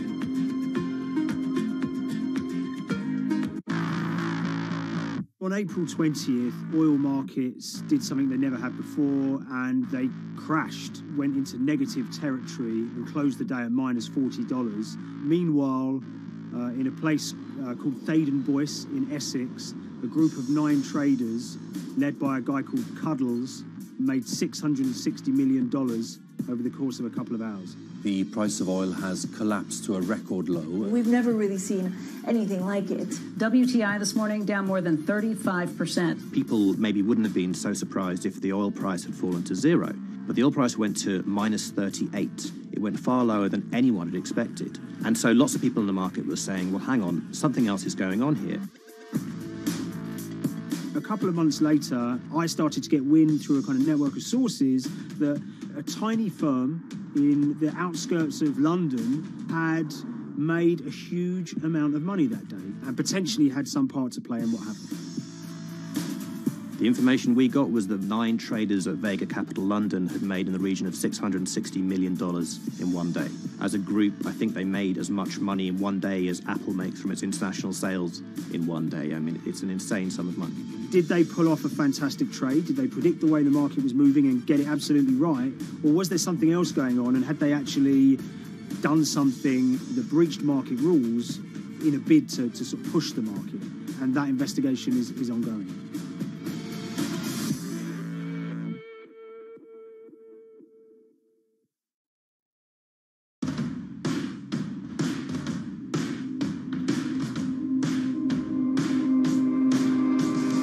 So Paul Commins is a trader who cut his teeth in the pits in the 80s and 90s when everyone had a nickname. His was Cuddles.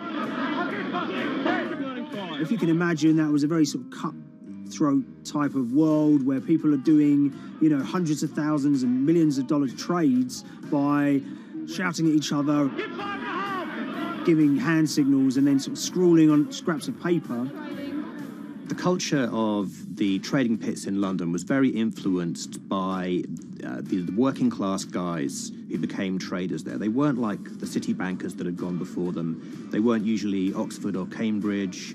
You know, they didn't wear Savile Row suits. They were ordinary working guys who happened to have a talent for trading. And a lot of them came from Essex. I think it was 400 traders in the pits, and Cuddles in his, you know, oil and gas pit was described to us as amongst the top 3. In amongst that, was very successful and made, you know, very large amounts of money as a young man. But, you know, inevitably, mechanization and the arrival of electronic markets was the kind of death knell for the pits. And in 2005, the IPE closed down. And when the pits shut down, a lot of the traders who worked there lost their jobs or quit or went to work for financial institutions. But Paul Commins decided to start his own trading collective out in Essex. Some of them are ex-pit guys, cut from the same cloth as him. Lots of them are actually sort of in their 20s, and they're his, you know, drinking buddy's son, or they're his own kids' friends from football. You know, they're young lads, hungry and ambitious, and he brings them into the fold. And fairly shortly, he's got, you know, maybe a dozen or so traders that they're independent, let's be clear, but they're all part of this collective.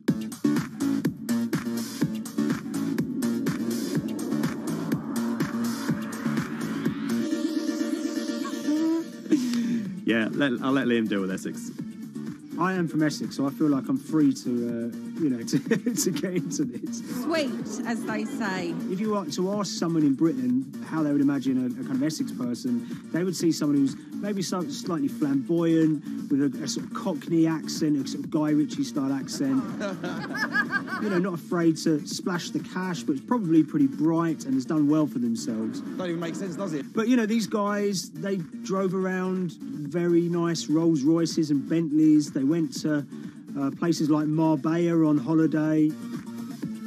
Thaden Boyce is a very wealthy place. You have to have considerable income to be able to afford to live in that village. It's a really nice place to live, and it's 20 minutes tube ride away from the city. Earlier in the summer, we have this lead, which is that there's this tiny firm called Vega Capital London, and they were the biggest winners from the biggest oil crash in history. Anyone that covers markets is going to be surprised about that. You're thinking your BPs of the world or your Glencores, but it's this tiny firm. And one of the big challenges that we had was actually finding out who worked with Vega Capital. It wasn't immediately obvious, and at first we had absolutely no idea. If you go to the Vega Capital website, it says it's under construction. If you do basic online searching, it's very difficult to find anyone who's publicly connected to the company. So inevitably, we're incredibly curious at this point. Like, who the hell are these people? The more reporting we did, the more it became clear that this group were connected socially as well as professionally. They went to weddings together, they played golf together, they would go on holiday together. We found out that a number of them were members of the West Ham Supporters Club in London. A few of them started companies together, so you could see all the connections between them and start to see a distinct group emerging.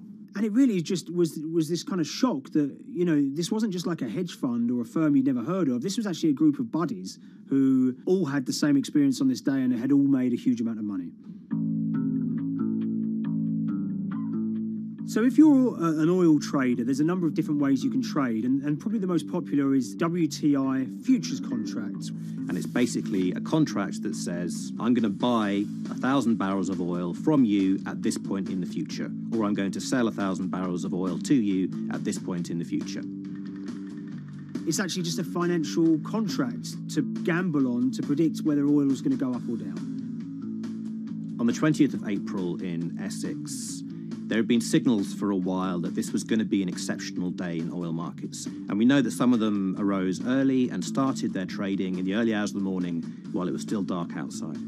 Essentially what they were doing is buying contracts that gave them an obligation to buy oil at whatever the price ended up at 2:30 p.m. So they're basically placing a bet that oil was going to fall throughout the day. But they're simultaneously selling lots of oil as well. And that whether they make a profit and how much profit they make is the difference between what they buy the oil for and what they sell the oil for. Now, of course, we now know throughout April 20th, the price dropped and dropped. So this is going very well for them. They are committed to selling oil at these prices, and the prices are continuing to fall, which means they're going to be able to offset it and buy oil at cheaper at the end of the day. Now, once it gets to kind of 1:30, 2 p.m., that's when things start to get really interesting. Suddenly there's a kind of influx of buyers and sellers, as desperation increases in the market and trading volumes go up. Now at 2:08 p.m. exactly, something bizarre and unprecedented happened, which is that oil passes into negative territory. And it fell to a record level of minus $38. We've never seen anything like it, period, in terms of the contraction of the global economy. That huge gulf between what they were buying the oil for and what they were selling it for enabled them to make more money than they ever thought possible. So their profit was the difference between minus 37 and all of these positive numbers on every contract they sold. The price of crude briefly hit minus $37 a barrel. For one group of traders operating from a small office, it was a very, very profitable day. It's important to remember this had never happened before in the history of oil trading. No one could have predicted it. I can't think of another example of where you enter a trade and you get paid on both sides. You get paid both to sell and to buy. It's unthinkable. One thing we know about the Cuddles Trading Arcade is that they were very comfortable taking large risks. And, you have to be clear, this was a large risk. Yeah, we spoke to oil traders, both people that know these guys and people that don't, and they all say that this is, incredibly risky. And that's actually what stops a lot of oil traders doing trading like this. They simply aren't willing to stomach the risk. But Cuddles and his friends were. So when the kind of final calculations came down, the group of the 9 most profitable traders made $660 million or thereabouts between them. I mean, if you can imagine, I think 3 or 4 of them made in excess of 100 million each. One of the astonishing things about this trade is that 2 of the individuals who made more than $100 million in a single day were in their 20s. One of them was 22 years old. Only a few years earlier, he'd been posting on his social media about doing teenage stuff with his mates in town and going to see girls and rap music. And here he is a few years later making $100 million in a single day's trading. When me and Liam discovered that, we couldn't believe it. We couldn't believe what we were seeing.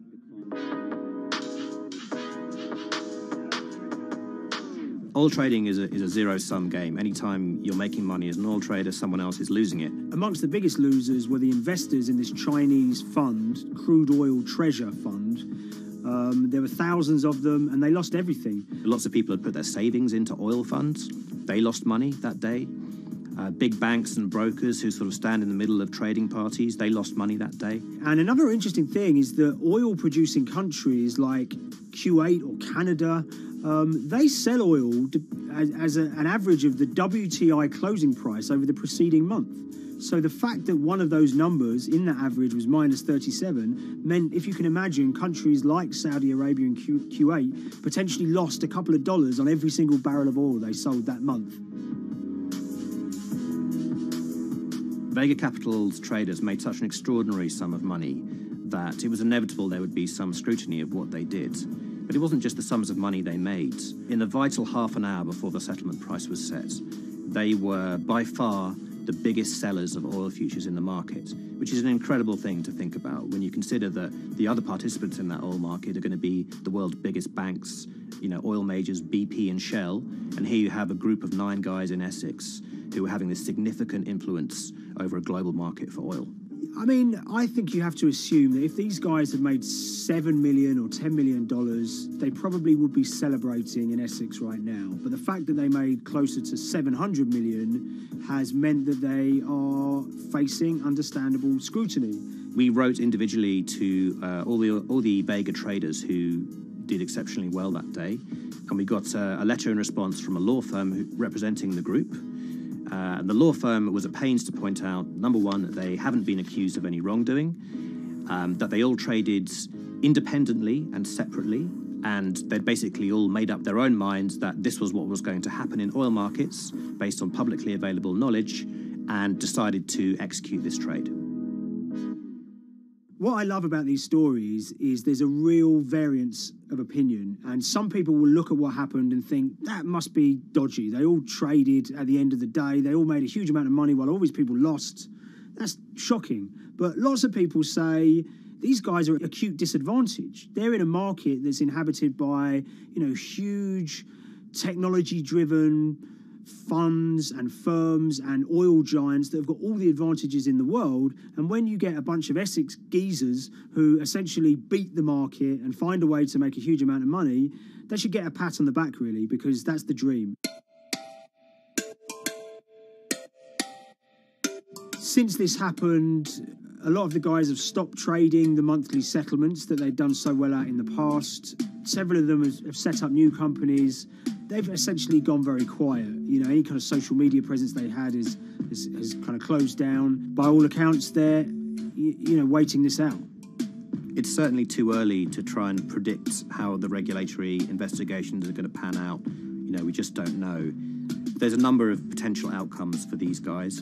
Potential punishments if there are any findings of manipulation against Vega or anyone affiliated with it might be you could be fined, you could be banned from trading, and in the most extreme cases there have even been criminal prosecutions in the past of people who have been found to have been manipulating the settlement and misconduct related to trade at settlement. There are other outcomes too.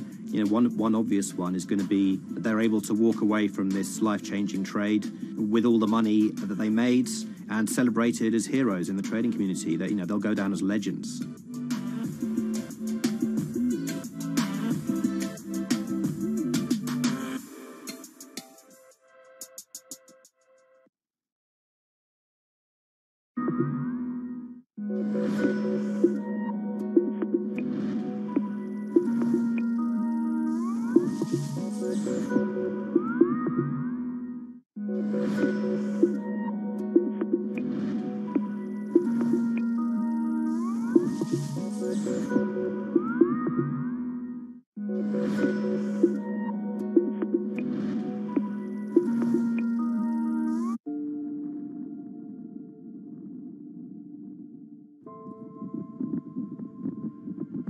It's very important, given the nature of the climate crisis right now, for the general public to have an understanding of what progress is or is not actually happening. And I think many readers right now, they'll see these hundreds and hundreds of companies making these big, bold climate claims.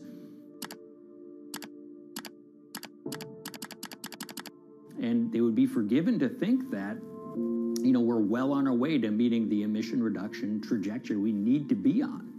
And the reality of the matter is we're just not on that trajectory. And a key reason for this sort of disconnect is the use of offsets that aren't doing what they claim to be doing. We have a massive potential for sort of willful blindness. We can convince ourselves of things regardless of what the facts are. And so that's what tends to happen in these cases. It's not that anybody is setting out to commit climate fraud. They sort of walk themselves into a situation and they convince themselves of one thing, and that allows them to convince themselves of another thing. But at the end of the day, they're doing something that makes no sense at all.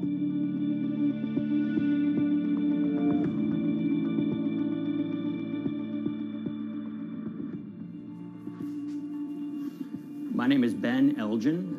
I wrote the story about how the billion-dollar market for carbon offsets is setting back the fight against climate change. So one of the challenges in reporting on carbon offsets and trying to figure out what's going on is really finding good experts who have been steeped in this marketplace and are willing to candidly talk about it. One of the best people for this is a fellow named Mark Trexler, and I've been talking to him for more than a decade. My name is Mark Trexler. I've worked in climate change for the last 30 years. I was actually hired by the World Resources Institute in Washington to work on the first carbon offset project in 1988. In terms of defining a carbon offset, one of the beauties, so to speak, of greenhouse gases, sort of the silver lining of greenhouse gases, when you put up a molecule of CO2 into the atmosphere, it can be anywhere in the planet in 7 days. And therefore, if there's an option to reduce emissions on the other side of the planet, and you can do that very cheaply as compared to doing it in your factory, for example, then why not pay that person, that factory on the other side of the planet to reduce their emissions? Then you are, in a sense, offsetting your emissions, and the atmosphere doesn't really see your emissions anymore. So carbon offsets have been around for quite some time, and they were actually key with these international climate agreements, such as the Kyoto Protocol, which mandated the wealthiest countries reduce their greenhouse gas emissions. The treaty was signed on the 11th of December, 1997. Decided. The business community in general saw carbon offsets as a huge opportunity to comply with whatever policies and measures might be coming down the pike on climate change much more cost effectively. We've seen a huge surge in companies making big proclamations about how they're going carbon neutral or zeroing out all of their carbon emissions. We're going to reduce our carbon footprint to net zero. Unilever is committing to net zero emissions. We can achieve a net zero emissions world. We began looking at these corporate claims of dramatically reduced emissions, and we noticed so many of these companies were using carbon offsets to achieve these aims. And as we began to look at the carbon offset projects themselves, what we found is that the environmental benefits claimed by these companies are not actually what they seem to be.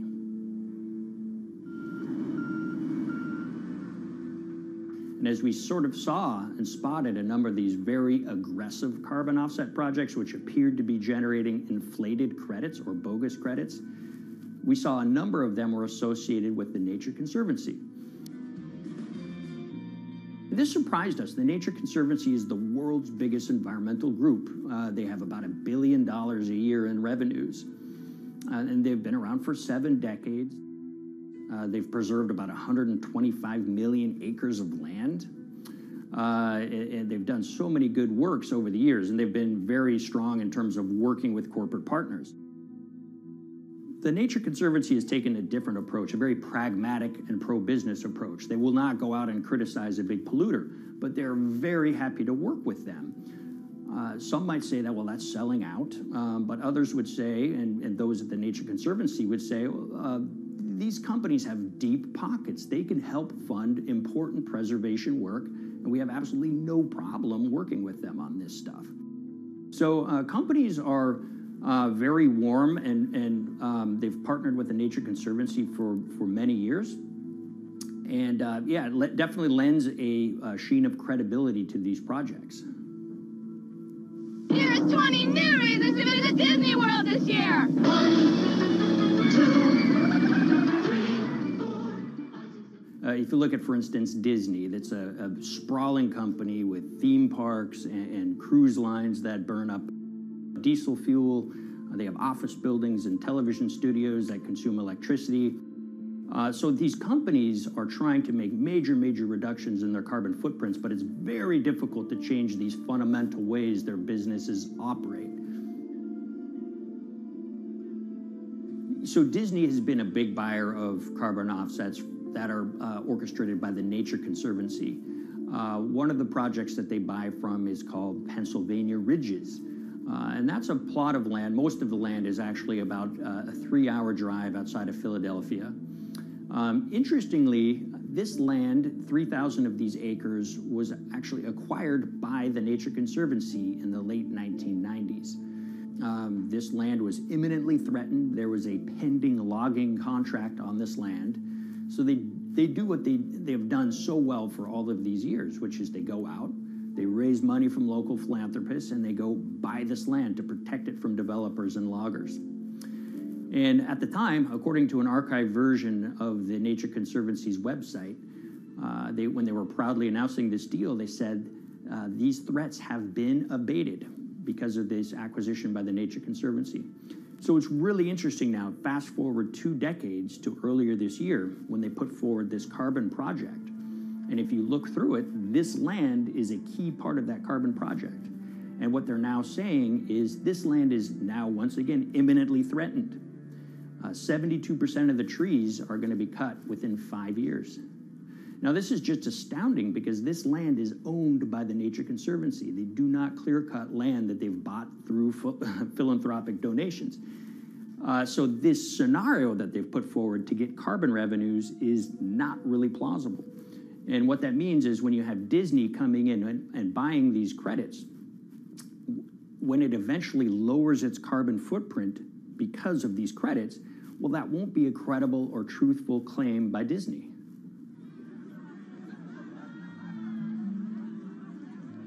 So this is an organization that truly understands the threat of the issue of climate change and is wanting to do its part to address this. However, in this situation, it just appears their drive, which they've had for decades, to increase the amount of revenues that it can use for land preservation work. Nature Conservancy and many others see that carbon credits as a pot of money that they can tap into to further their own benevolent aims. But unfortunately, what this has resulted in is claims of climate progress that just aren't really happening. So the Nature Conservancy defends vigorously these deals, and they and others will say, look, our projects are just following the rules that these registries set up. So some would also put some of the blame on the registries themselves because they're setting up the rules which allow these vapid projects to get up and sold. So we've reached out to all of the companies we mentioned in this story, including Disney. They didn't want to be interviewed for this story, but they all told us that, look, we have to rely on the experts out there, and those experts, they say, are these carbon registries that have been set up. Most of these Nature Conservancy deals are set up and sold on this exchange. It's called the American Carbon Registry. Now, it's the oldest of these registries that allow voluntary carbon credits to be sold. They've been around since 1996. What these offset registries do is they set up rules, and any carbon offset project has to follow those rules. But there's this tension that's always there. If the rules are too strict, then it's going to be very hard for carbon offset projects to get up and running. So there's this balance going on where the registries want rules that attract projects, but they don't want it to be so strict where it will disincentivize projects from getting listed. One of the challenges with designing carbon offset systems is that there are normally two people at the table. You have buyers and you have sellers. And to some extent, you have policymakers, but you know, the buyers and the sellers are really the ones with the expertise, with the incentive to really participate hard, make a lot of things happen. And the challenge there is that both of them sort of want the same thing, or they're both happy with the same thing. They're happy with low-cost offsets and a lot of them, because that works for their business model. You end up, though, with nobody really representing the atmosphere, so to speak. Nobody's really representing the climate in those discussions. And so the policies end up biasing the whole system, and you end up in sort of a race to the bottom, and that's what we've seen happen. You know, when it comes specifically to the topic of carbon offsets, you know, I am a fan of carbon offsets in the sense that they can help mitigate climate change. They absolutely can. But, you know, if we're not going to do it correctly in a way that actually does help mitigate climate change, then it's nothing but a distraction. And, you know, after 30 years, you have to start wondering, is it really just a distraction? And that's really unfortunate, but that's where we are. Ultimately, what needs to happen is systemic change. You know, we're sort of nibbling around the edges with some of these different things. We need to change how we produce energy. We need to change how we transport ourselves. We need to change what and how we eat. You know, we need systemic change associated with transitioning to a low carbon economy. A lot of what we're doing today is not promoting systemic change. It's sort of trying to stick your thumb in the dike to preserve the current system. And at the end of the day, that can't really work.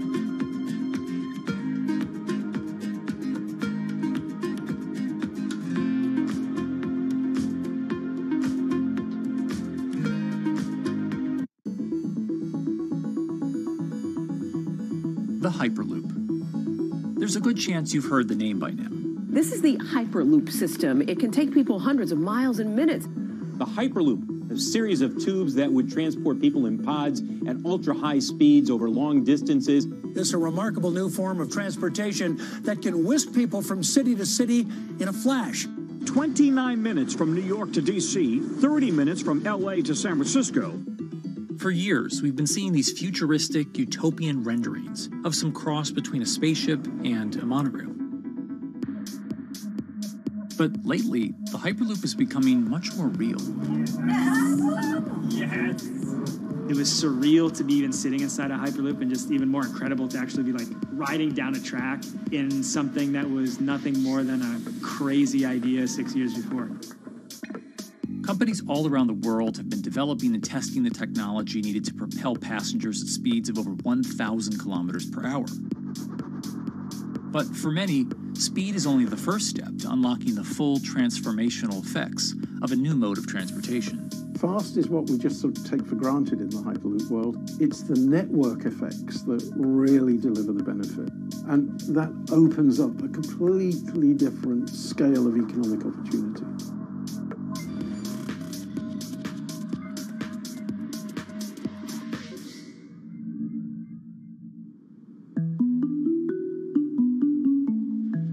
We've got planes, trains, automobiles, and boats for getting around Earth. But what if there was a fifth mode? And I have a name for it, which is called the Hyperloop. The Hyperloop? Hyperloop, yeah. In 2013, while riding high on the growing success of Tesla and SpaceX, entrepreneur Elon Musk released a white paper outlining the basic framework of the technology he called Hyperloop. The basic idea goes a little something like this. A tube reduces the air pressure to a near vacuum-like environment. A Hyperloop pod is then suspended in the tube, usually by magnetic levitation. The whole pod can then be propelled forward. Because there's no traditional friction sources like air resistance or rolling friction that would push back against the pod, the Hyperloop is able to move at incredibly high speeds and do so fairly efficiently. Despite its futuristic name, however, the general concept behind Hyperloop is actually pretty old. In fact, New York City's first attempt at an underground public transit system in the 1870s was based on a similar principle. The pneumatic transit system was short-lived, however, only stretching one block and topping out at a rather leisurely 10 miles per hour.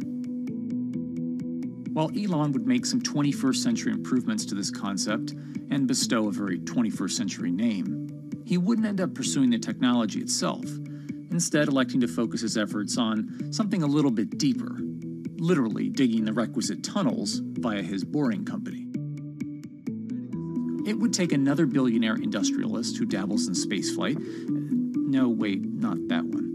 Yeah, that's the one. After Richard Branson would make a large investment in the company Hyperloop One, it would be renamed to Virgin Hyperloop. What we've always been trying to do as a company is show that this technology could work, that it could be made safe, and that ultimately it's something that's happening in the next couple of years, not the next 20 years.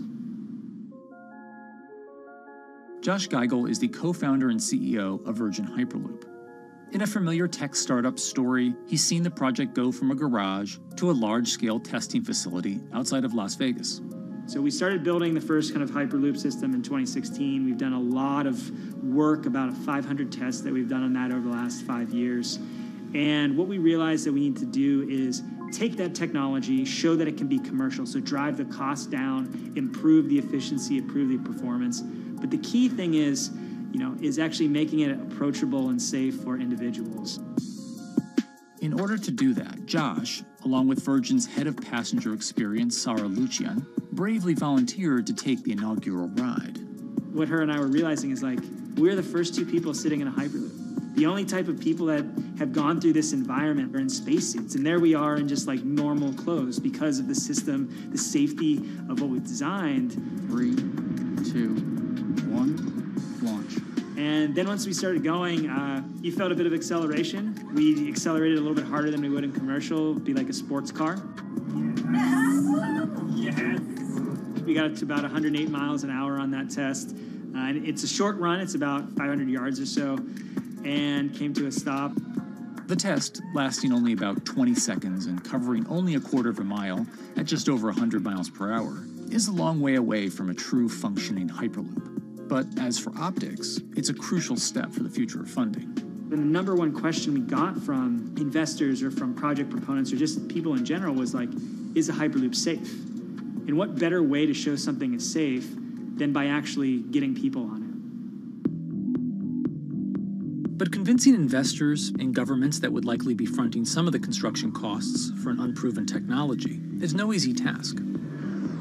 First and foremost is the question of safety. Most people don't know how an airplane works, but yet they get on an airplane. They get on an airplane because, it's faster than driving, and most importantly, they've probably gotten off of one before, they've seen someone get off of one before. And so what we set out to do was actually show that Hyperloop could be safe with two normal people, not astronauts, not adrenaline junkies or test pilots or anything like that. Two normal people getting on a Hyperloop, and then most importantly, those two people getting off. But beyond safety concerns, constructing Hyperloops will undoubtedly require a significant capital investment to the estimated tune of around $60 million per kilometer of track. So a track from San Francisco to Los Angeles, for example, is likely to come with a price tag over $10 billion. And before large governments are willing to come in and front those costs, investors who are funding Hyperloop development must accept it as a long-term mixture of technology and infrastructure investing.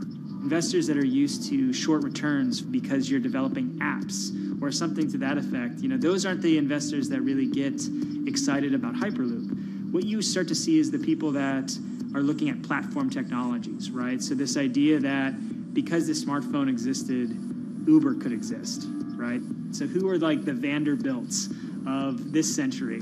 And that's the part where you're going to get a lot more no's than yeses. But those people that have the ability, the fortitude to stick it out, to see the game-changing platform here, those are the people that we're looking for. And since we've done that passenger test, there has been a lot of interest that's really, this is a lot sooner than I thought.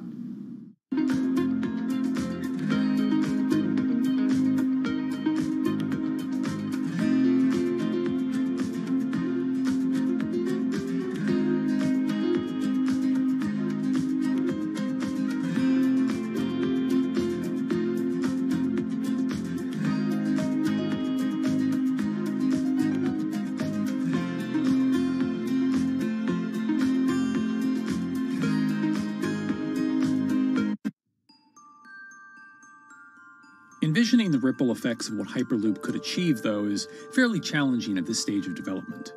It's fast, yes, but for point-to-point travel, traditional maglev trains can move pretty fast as well. And outside of China, South Korea, and Japan, even those haven't seen much adoption elsewhere due to the high costs and questionable profitability. The Shanghai line in China, for example, loses around $100 million every year. Hyperloop companies, however, believe they can offer something different than traditional railway lines. My name's Alan James, and as far as I know, I'm the only guy on the planet who's written a government-level business case for 300 kmh conventional high-speed rail, 500 kmh maglev, and 1,000 kmh Hyperloop. It's fundamentally about moving people from where they are to where they want to go, when they want to make those journeys, and doing it in much smaller numbers. So pod designs for Hyperloop range from 12 to 28 seats, typically. Why are they small? It's because small enables the network to operate flexibly. And a great example of that is the east-west strategic route across the north of England, from Liverpool to Manchester to Leeds. So to get from Liverpool via Manchester to Leeds by train is just short of 2 hours today. It'll probably take you 2 hours driving as well in average traffic conditions. Net result is those three city regions remain three separate entities: Liverpool, Manchester, Leeds. There's very little commuting traffic between those urban areas. Hyperloop absolutely changes that from the ground up. Liverpool to Manchester is a 5 or 6 minute journey. Manchester to Leeds is also a 5 or 6 minute journey. What that effectively does is create a single supercity economy. In this vision, the Hyperloop acts a little more like a highway, where pods have fixed destinations and don't need to stop along the way. Meaning you can travel on a Hyperloop network from, say, Liverpool to Leeds, while the pod behind you travels from Liverpool to Manchester. And if that metro Hyperloop network is connected to other networks from the same location, you could travel from Liverpool to Paris or Liverpool to Amsterdam, all without making a single stop. For passengers, for business, for leisure, that is utterly transformational. For high-value freight and logistics, it's equally transformational. But critically, if you do a Hyperloop network at scale, you begin to deliver massively significant carbon savings too. A multi-regional Hyperloop network could become a replacement for both short-haul passenger and cargo flights and traditional ground transportation, both of which are significant carbon producers. One Hyperloop-connected distribution hub, perhaps at an airport that is predominantly used for international air freight, replacing maybe 10, 12, 15 distributed road hubs. It takes a lot of polluting and inefficient truck haulage off the roads. That itself means roads gain extra capacity. Hyperloops will still need to use electricity to both move pods and maintain the near-vacuum environment in the tube. Proponents of the technology believe that this can be done by using renewable sources, including a combination of solar panels and battery technology that could be used along the Hyperloop itself.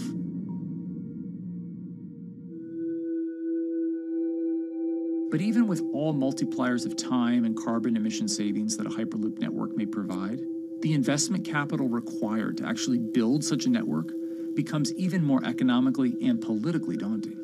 Committing doesn't mean spending billions on day one. Committing means, how do we phase it?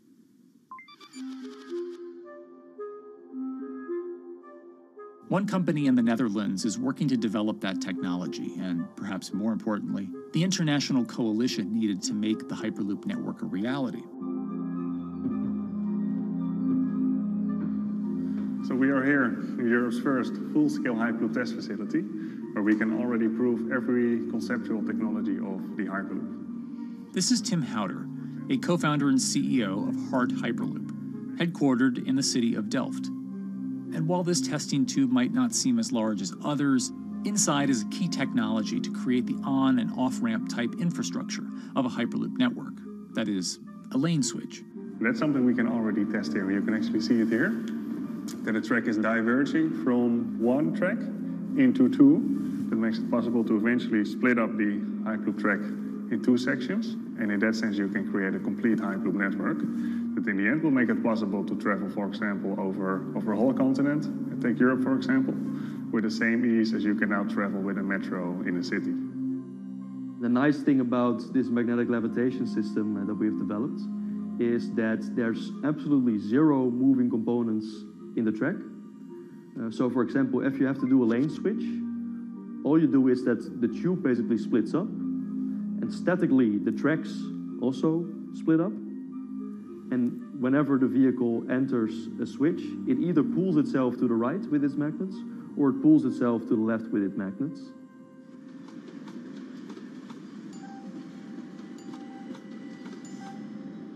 Lane switching on traditional rail requires the physical movement of the rail. Even modern magnetic levitation tracks use lane switching techniques in order to transfer trains from one track to another. And this is a very crucial element, because this is the thing that limits the capacity and, in the end, the usefulness of the rail network. Because the moment that a track is switching, that means that at that moment you are creating an unsafe environment for the trains behind it. So you need a lot of space between trains. But in a Hyperloop, because you have no moving components in the track, all the vehicles can be much closer to each other. You can achieve a very high frequency and basically have your vehicles moving and merging in and out of the network very much like a highway. For now, though, Hart's physical testing has been limited by the size of their tube.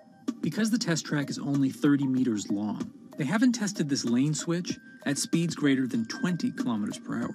However, the company is working to build a new test site where it plans to increase that testing speed to 300 kilometers per hour. We're now in a phase where we have proven most of the most important technologies in the test facilities that we already have. And we have also demonstrated the viability and the feasibility of a network. If you look at all the subsystems that it consists of, most of those are proven systems, already demonstrated in lab conditions. So we don't really believe that the technology itself is going to be the biggest challenge. Because for all Hyperloop companies out there, actually building a Hyperloop system requires more than just a good product. We're talking about the safety aspects, we're talking about integration into the environment, we're talking about the social aspects. Do people feel comfortable traveling in such a system? So it's about all these different aspects, and the complexity is really getting all the different stakeholders that are relevant and that do need to contribute to bring this to market, to get them all following the same roadmap.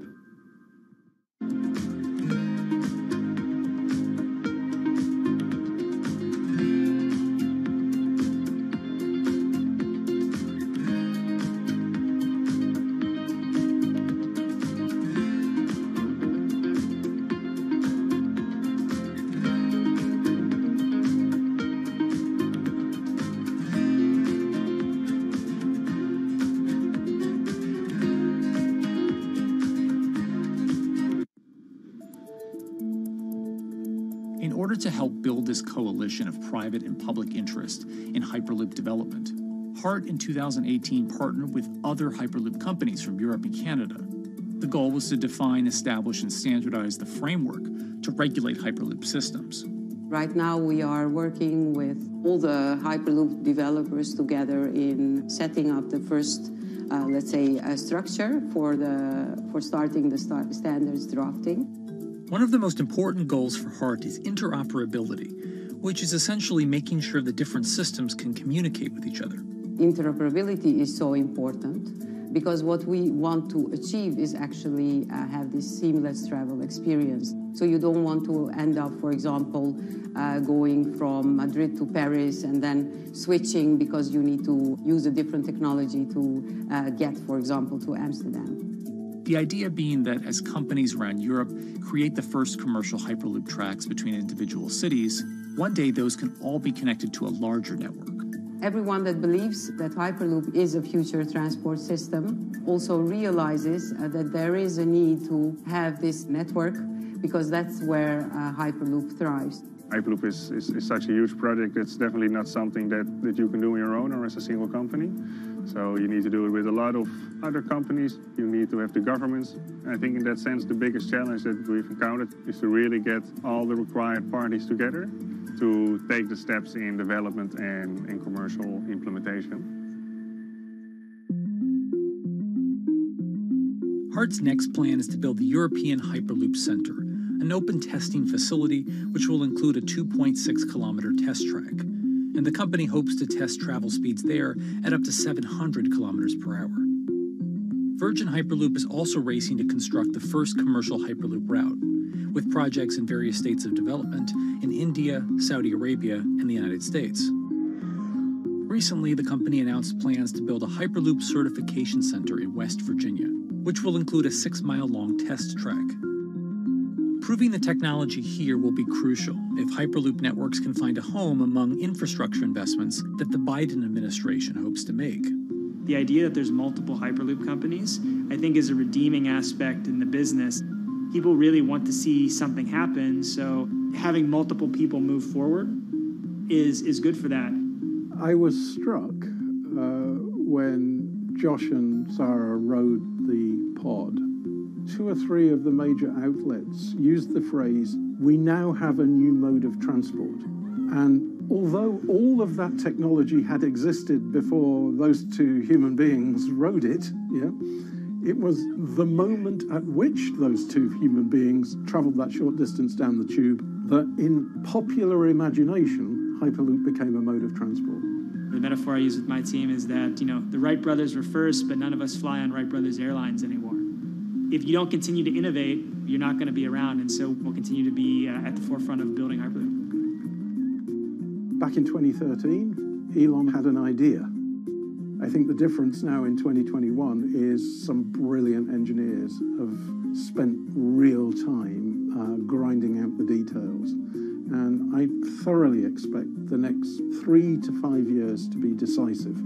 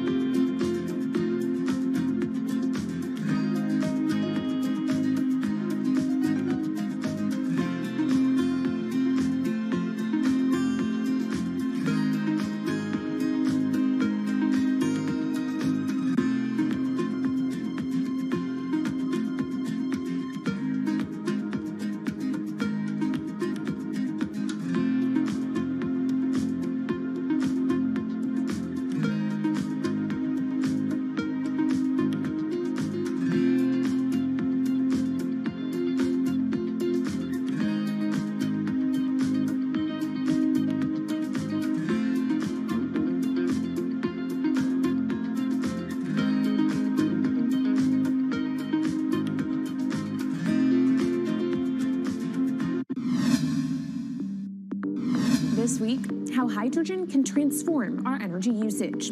We'll look at why the universe's most abundant element could be a game changer in the climate revolution. Hydrogen technologies are not new. They are used in other sectors. We use them in space, on our rockets, and we don't need the laws of physics to change to be able to use hydrogen on our planes. From iron ore to green hydrogen, one of Australia's richest men tells us about his pivot to sustainable energy. Let's take action. It's practical, it's implementable. Let's do it now. Plus, the hydrogen revolution. We'll speak with the CEO of Italian utilities firm Snam about his new book and how green hydrogen could be competitive within 5 years. Costs are coming down and people are waking up to the fact that it's the only way to decarbonize certain sectors. From Bloomberg's global headquarters in New York, I'm Kaylee Lyons, and this is Bloomberg Green.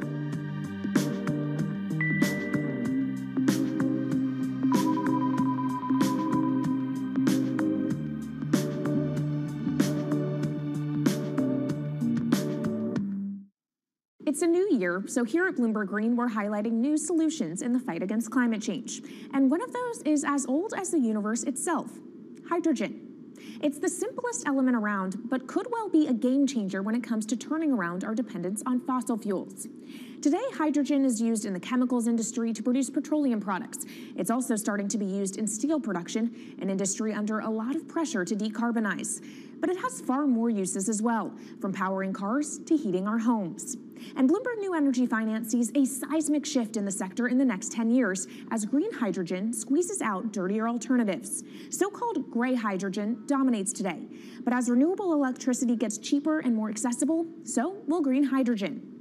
In this week's edition of Bloomberg Green, we'll explore what this push into hydrogen means for tackling climate change. We'll hear from Australian billionaire Twiggy Forrest about his pivot from iron ore to hydrogen, and we'll also speak with the CEO of Italian utility company Snam about his book, The Hydrogen Revolution.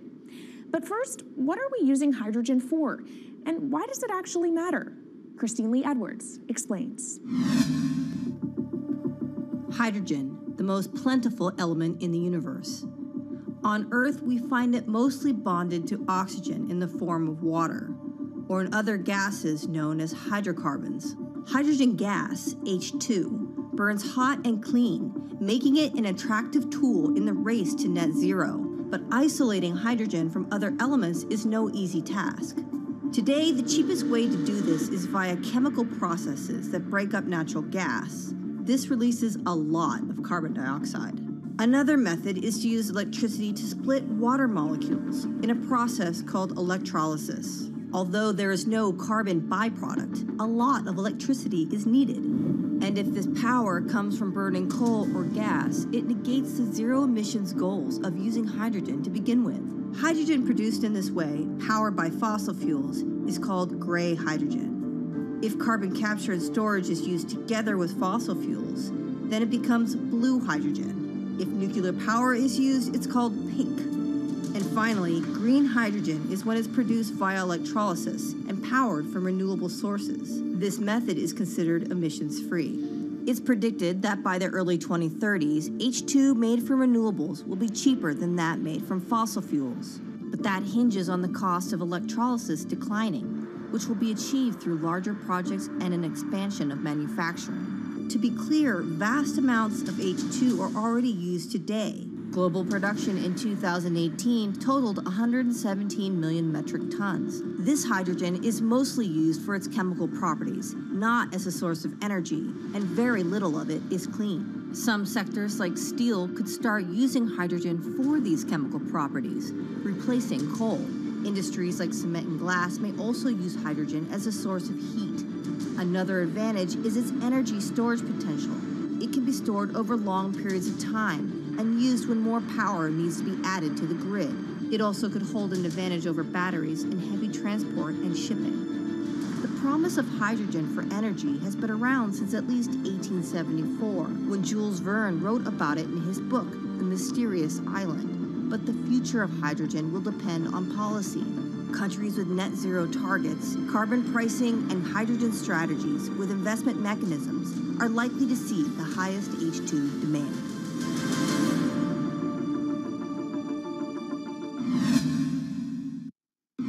That was Bloomberg's Christine Lee Edwards explaining what hydrogen means for the energy transition. But how are businesses approaching the sector? Well, one of Australia's richest men is making a big play into hydrogen.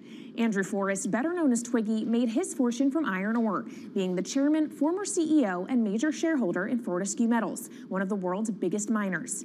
But after having made over $10 billion in profit from the metal in the last fiscal year, Twiggy wants to transform Fortescue into a clean energy company. He's been scouring the planet in search of investment opportunities in hydrogen and renewables. The firm plans to allocate up to 10% of its annual profits for green energy investments and is exploring projects across the globe, from Indonesia to Argentina. Francine Lacqua caught up with Twiggy Forrest. There's only one type of clean hydrogen, all the rest is dirty. Yeah. That is green. If you just say green hydrogen is clean, the rest is dirty, then you've actually nailed it. And, you know, anyone else who produces any other rubbish, any other argument, just look them there and say, why is global warming accelerating if anything you're saying is true? And then you'll know, actually, it's greenwashing. Yeah, but there's a lot of greenwashing because I keep on being told it's a transition. We can't just, make the transition at a click of a finger. So what are we doing wrong? What can we do better? I don't remember the personal computer having to transition the typewriter. I really don't remember that. I don't remember the smartphone having to transition the pocket calculator and the old landline. You know, its transition line is complete rubbish. The lie got put to it 2 days ago when JCB, a really loved British company, every right for the country to be proud of JCB, and Fortescue, holding a bit of a similar reputation, fantastic track record, everyone's been super well from Fortescue, huge balance sheet, super strong. When those two companies got together and agreed a $7 to $9 billion US agreement per annum, right, then that's a real wake-up call to say, hang on, green hydrogen is obviously commercial now. You know, every other form of fossil fuel hydrogen, you know, it can compete with it on price, it can probably lose on price, but what we know, it is cooking the planet. And only green hydrogen, zero methane, zero carbon in the supply chain. Don't worry about the molecules in the supply chain. But at the moment, we're not even phasing out coal, if you look at the G20 communique. So we have a long way to go to talk about only using green hydrogen. Yeah, so look, I have a call, which I'd like to make now, that the world should not fund any more coal-fired power stations, coal mining projects, ever. We should wind them down as quickly as possible because they are cooking the planet just like grey and blue hydrogen is cooking the planet. Yeah. You know, hydrogen, which is not made from renewable electricity, is releasing 10 to 16 times more carbon, let alone the methane, which is worse, than it is hydrogen. So we've just got to stop doing things which are self-harming under the guise of greenwashing. So why are leaders so slow? Even if you look at the appetite for ESG investments, they're growing exponentially, so are emissions. So where are we allocating capital? Okay, so take the recent G20. There's probably a reason why there wasn't strong action coming out of the G20 because people were not aware that major transactions between large companies were taking place now on green hydrogen, that actually this pollution-free all the way through the supply chain fuel was now being transacted at multi-billion-dollar scale. If they'd known that, I don't believe any sovereign leader or any energy minister or climate change minister could not take ultra seriously that green hydrogen is now here to stay. It's broken through. History has been made. It will never go back. Okay, what is the one thing that you would tell leaders today and business leaders? How do we transition faster than what we are now because we're at real risk of missing our targets? Oh, so that's really simple. You stop funding, you stop subsidizing, you stop using money into fossil fuels. It could be carbon sequestration, it could be fuel rebates, it could be anything. Hundreds of billions of dollars getting ashed while we ash the planet on fossil fuel subsidies. Because we haven't had that renewable electricity, we haven't had that green hydrogen, we've kind of been pushed down. It's all sorts of excuses. Oh, it'll never be commercial. It'll never be supplied in the quantities we need it. You know, blah, blah, blah. Now we know, let's take action. It's practical. It's implementable. Let's do it now. Okay, if we do it now, is there going to be a shock to the energy system? Is there going to be a shock actually to economically? And is it worth, not talking about transition, just going from A to B? Yeah, it's a fantastic question. A to B is the solution. Let fossil fuels do what fossil fuels do. Just burn their coal, burn their oil, burn the gas. At least they're pumping up carbon and methane into the atmosphere, honestly. Well, not that honest, because they don't measure methane, which is 90 times worse than carbon. But at least the carbon is being done honestly. Encourage the green hydrogen sector to come in really fast. Okay, it's there. There's renewable power all over the world. We now know how to make electrolyzers much cheaper, like 25% of the original cost. We know how to do that now. We don't have an excuse to get into it. Does it need to be cheaper than oil and fossil fuel for it to be viable worldwide? Well, right now it is. Okay, so let's just swallow that bit of financial data. Right now it is cheaper, and it's getting more cheap. It's the only fuel you know of which is declining in value. You don't have enough of it, right, to power the world? Yes. That's only because we haven't had policies to support it. If we had policies to support it 5-10 years ago, it would be everywhere. You'd see the global warming budget start to come down. Yeah. Now, we've got 5 or 10 years to make a huge difference. I need policy leaders all over the world to appreciate now, okay, big business is transacting with green hydrogen in multi-billion-dollar agreements. We now know it's here and it's here to stay. Let's spread it everywhere. Coming up on the program, the hydrogen revolution. We'll speak with the CEO of Italian utility firm Snam about his new book and why he thinks green hydrogen will be competitive in just 5 years. Plus, how are airlines working to become more sustainable? We'll look at how Airbus plans to step up in the climate fight. This is Bloomberg Green.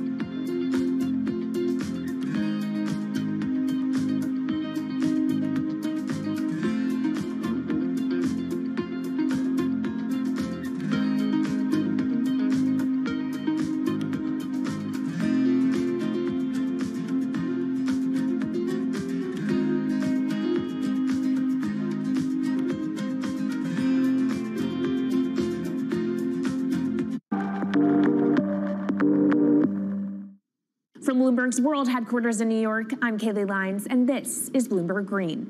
What will the world look like in 2050? Will global temperatures have stabilized, electric vehicles be abundant, and solar and wind power homes around the world? According to Marco Alvera, the CEO of Italian energy company Snam, that vision of the future could be a reality, and he says that hydrogen will pave its way. As he tells it in his new book, The Hydrogen Revolution, Alvera's moment of reckoning came in November 2018 when he tasked the Snam Scenarios team with studying how Europe could reduce its CO2 emissions to zero by 2050.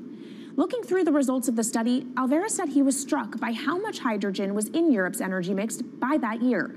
Beyond the abundance of hydrogen, the SNAM model also predicted that it would be the cheapest form of decarbonized energy for many sectors, and that it could be cheaper than today's prices for oil, coal, and nuclear power.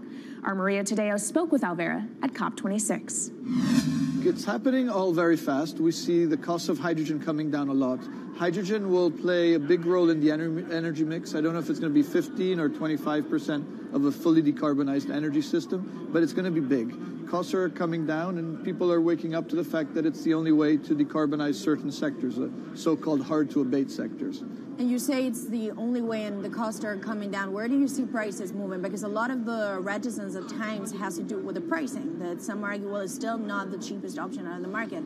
So when I was first working in hydrogen in 2004, it was costing $1,000 per megawatt hour. 2010, $600. Today, $100, and we see it going down to $50 in 5 years' time, and to going down to $25 per megawatt hour in the next 10 years or so, which is a quarter of where it is today. That's really because renewable energy, and we're talking green hydrogen here, renewable energy costs are falling, but the cost of making the electrolyzer, which is the kit that you use to convert solar or wind energy and water into hydrogen, the cost of this kit is falling a lot because it doesn't really exist on an industrial scale. So as we build up capacity, we industrialize it, we standardize it, and we squeeze costs out. That's really the cost trajectory. And for that, of course, you need demand, however, for governments and also institutions to kind of buy into this idea that it is the future and we want to invest and create infrastructure. What are they telling you? When you speak to governments, when you speak to officials, are they keen on this? They're very keen. So the Department of Energy shares our view in the States of getting to below $1 a kilo, which is $25 a megawatt hour.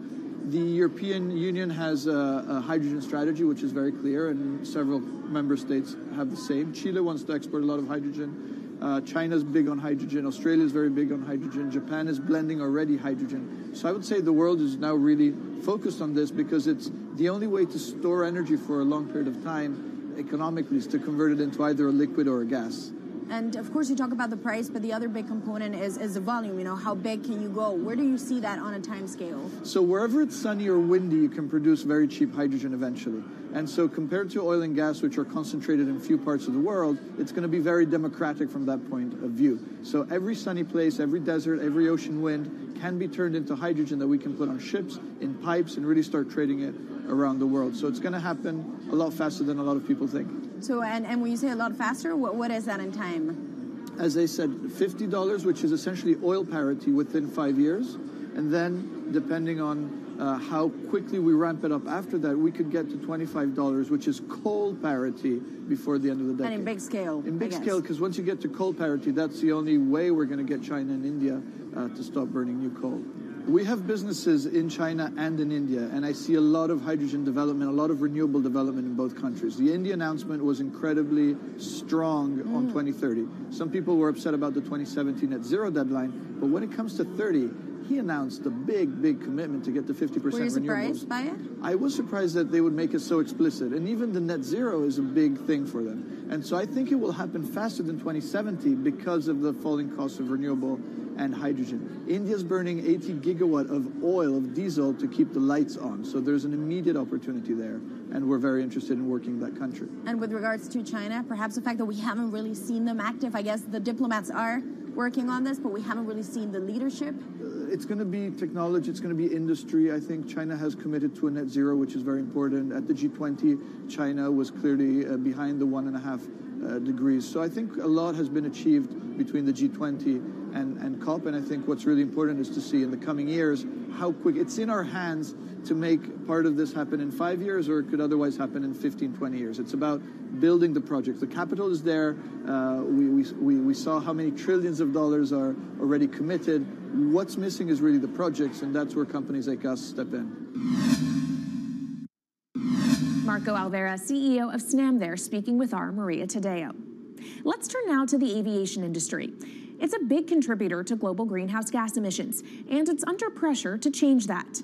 In October, the International Air Transport Association, a trade body representing airlines, approved a target of achieving net zero emissions by 2050. To achieve that, many airlines in the US and Europe are looking to buy sustainable aviation fuel made from renewable sources like used vegetable oil. Initiatives like these are pushing plane makers to come up with some radical new aircraft that will eventually cater to our growing appetite for travel without hurting the environment. We took a look at how Airbus, the world's #2 aircraft manufacturer, is stepping up to the challenge. How long until we can fly emission-free? Airbus says it's more confident by the day it can be done by its 2035 target. Airbus's CEO spoke about its ambitions for hydrogen-powered planes at the company's summit in France. The physics works. Hydrogen technologies are not new. They are used in other sectors. We use them in space on our rockets, and we don't need the laws of physics to change to be able to use hydrogen on our planes. So every day we become more confident, but we think we need to have a plane, we need to have the right fuels, the hydrogen available in the right quantity at the right place at the right time, and we need the regulations to be ready. So we really need the work and the collaboration of many people around the globe to make it happen on time. But it could be a long wait until green passenger jets go mainstream. Larger aircraft with more than 150 seats are not expected to feature globally until about 2050. That means manufacturers and airlines today are under growing pressure to ramp up short-term innovations to cut their carbon. In the long term, meeting the ambitious plans for so-called green hydrogen means building a giant industry almost from scratch. To make that happen, British airline EasyJet is among those saying governments need to get involved and fast. Aviation's emissions over the last 3 decades leading up to the pandemic grew by about 80% to over 1 gigaton, and that's projected to double by 2050. According to Bloomberg NEF, about half of the airlines with the largest global market share have set net zero targets by that same date, nearly 3 decades away. Coming up, from blue sky projects to the bottom line. We'll speak with our Bloomberg NEF expert Meredith Annex and dig into their models about how hydrogen fits into the future energy mix. This is Bloomberg Green.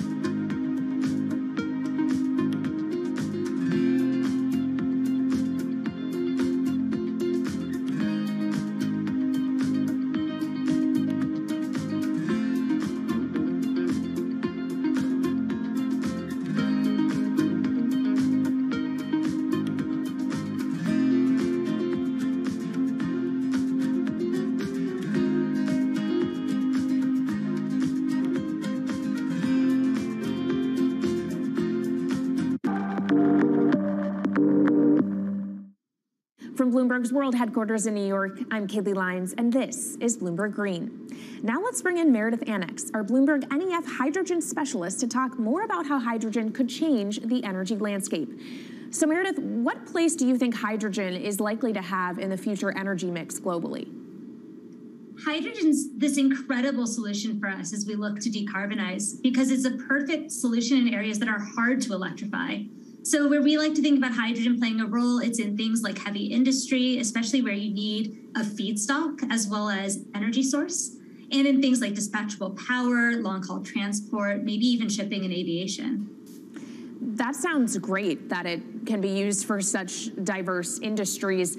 At the end of the day, though, how much is this going to cost? Well, that's the amazing thing about hydrogen, because depending on how you make it, it can actually see significant cost declines in the future. So when we're talking about clean hydrogen, we usually mean green hydrogen produced from renewable electricity. And in that case, your hydrogen is almost as cheap as the renewables that are used to make it.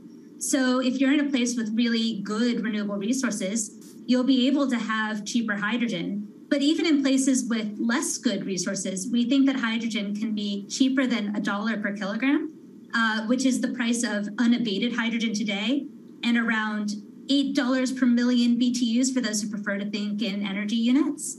And that can be achieved anywhere in the world by 2050, we believe. All right, so let's talk about kind of the pros and cons list. I don't know where cost fits into that, but what are the advantages to hydrogen over other renewables, and then what are the drawbacks? Yeah, main advantage is the fact that hydrogen can serve roles that electrons struggle with. And that's things like seasonal storage, for instance, or just anything where you need storability, where electrons are harder to store, hydrogen is going to be easier. That also leads to a downside, though, because hydrogen is less energy dense than the usual things that we use for storable energy today, like coal or oil or natural gas. So you will need more volume of storage to handle the same amount of energy. Let's talk about the viability as well and how it may differ in different... The best renewable resources, things like Latin America or the Middle East, even Southern Europe, have really, really good potential for producing hydrogen. And then when you're looking at blue hydrogen, which is produced from natural gas or coal with carbon capture and storage, we do see that becoming more expensive than green hydrogen in the future, especially as renewable electricity costs come down. But that can be a viable option in places like the US Gulf Coast or Russia, where you've got good geological storage for the carbon, as well as ample natural gas that's quite cheap. All right, great breakdown. Thank you so much to our Meredith Annex, our Bloomberg NEF hydrogen specialist. And of course, you can get more from the Bloomberg NEF team on the terminal and online. And they've recently done a podcast called Hydrogen 101 as part of its Switched On series. So from iron ore titans pivoting to cleaner energy to talk of a hydrogen revolution, that's it from this week's edition of Bloomberg Green. We'll be back next week with a deep dive into the state of electric vehicles. And you can keep the conversation going by following us on YouTube, Instagram, and Twitter @Climate. I'm Kaylee Lyons from Bloomberg's World Headquarters in New York, and this is Bloomberg Green.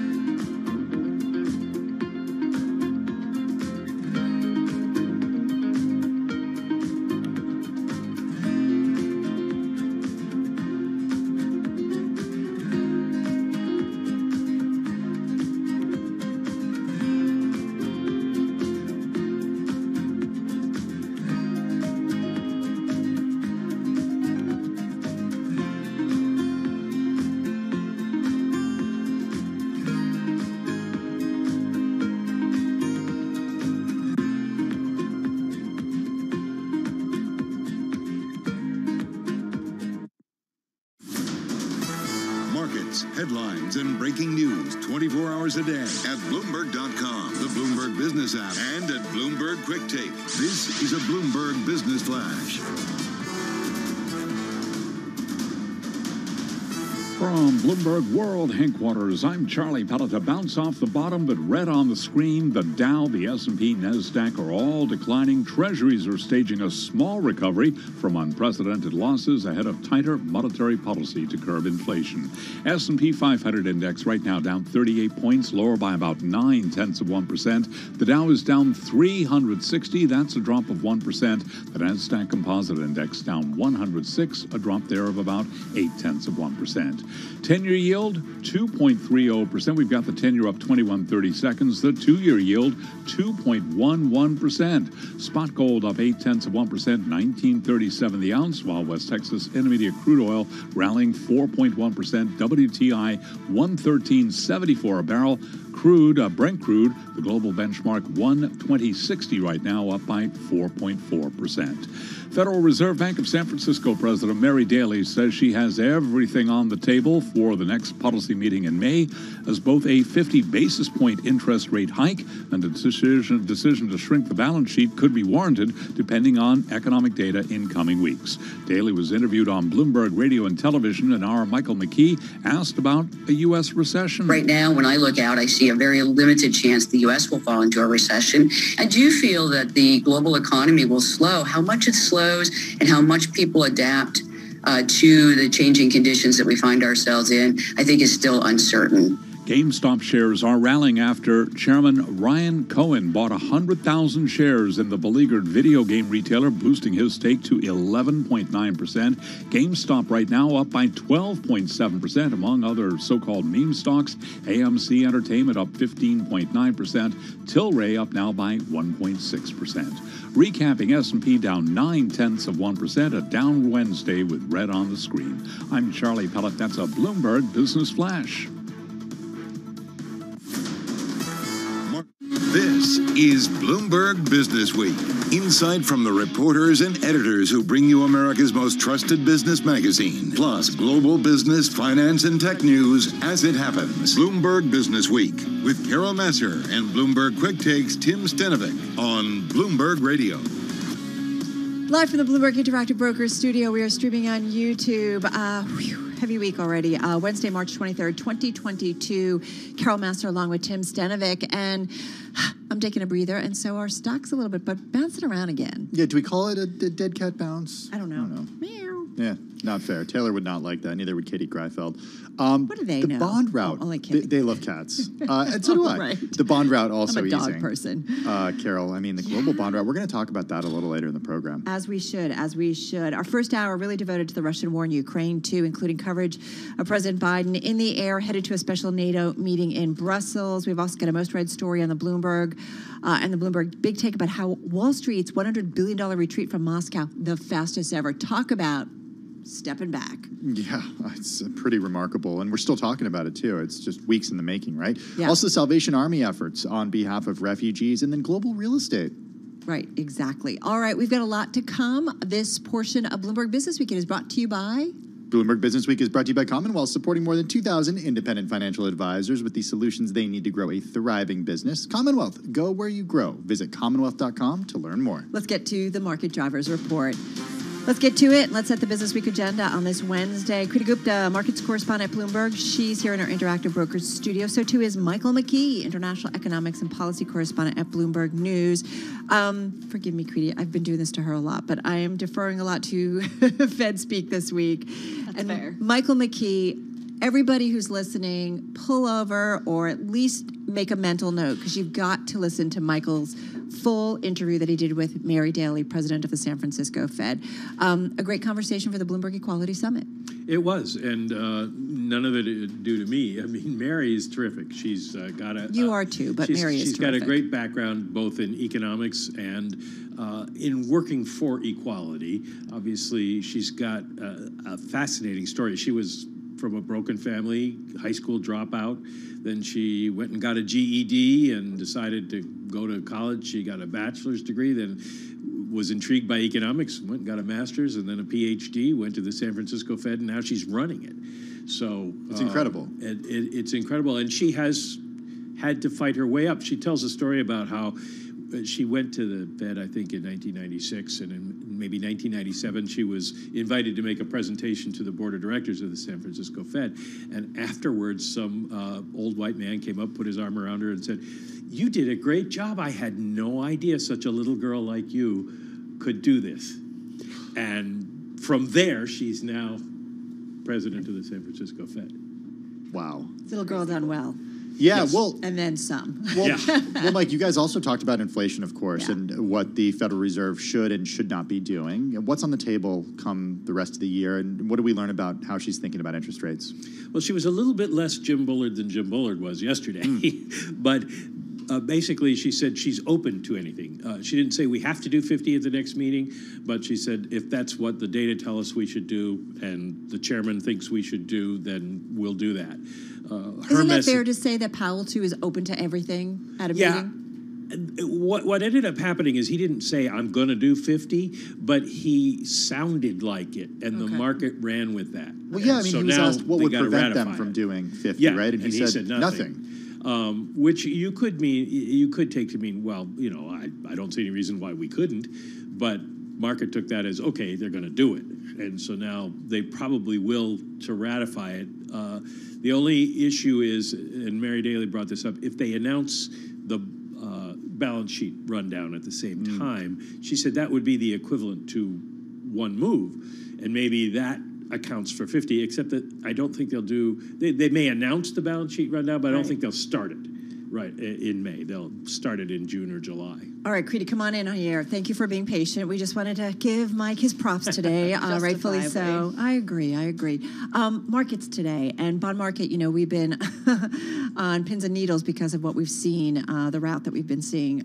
What's important for us today? Well, this is a very normal reaction in the bond market when you see the reaction in the other direction, right? We've had yields just skyrocket for ages, and not by a small amount. We're looking at 10, 11 basis point moves in one day. So to see that reverse today, an 8 basis point move, we're looking at 229 on the 10-year, to me feels fairly normal, just given the background that we've seen. It just seems like a quick reaction, but I don't think it's unfair to say that the consensus is, or the movement, the direction of travel, I guess is the phrase, is that bonds are going to sell off more. It's really hard to be a bond bull right now in this market. But let me give you the bull and the bear case, because this is where you're arguing. The bear case, obviously, is going to be hawkish Federal Reserve, inflation, yields, pull out of bonds. There's real yields are negative, so like, are you really getting any value there? But then the other side of the equation is that we are still in the middle of a war in Ukraine. There are still commodity shocks. There are still parts of the world, from the IMF, for example, the head of the IMF saying that there are parts of the world, EM, even Europe, that are actively thinking about a recession. The odds are getting higher and higher of that. And in that scenario, where do those foreign flows go? They hop into the Treasury market. So that would be the bull case for Treasuries. But for now, I think the direction of travel, at least for now, is clear that yields are going higher. So what's the next catalyst that you're keeping an eye on, Kriti? Well, as David Weston pointed out, actually, next week is going to be really wonky because it's rebalancing. It's going to be like the last week of the month, quarter. Did David Weston actually talk rebalancing? He did. God, Balance that of just makes my power. day. It threw me off, and I was like, wow, we're at the end of the quarter already. But he did make that point, and that's a really good point, given that this quarter has been mostly selling. So we'll see if people hop back into the stock market. And don't forget, it is the end of the Japanese fiscal year, which always leads to a lot of repositioning, put it that way, as Japanese firms then can invest elsewhere. Do we have Powell tomorrow?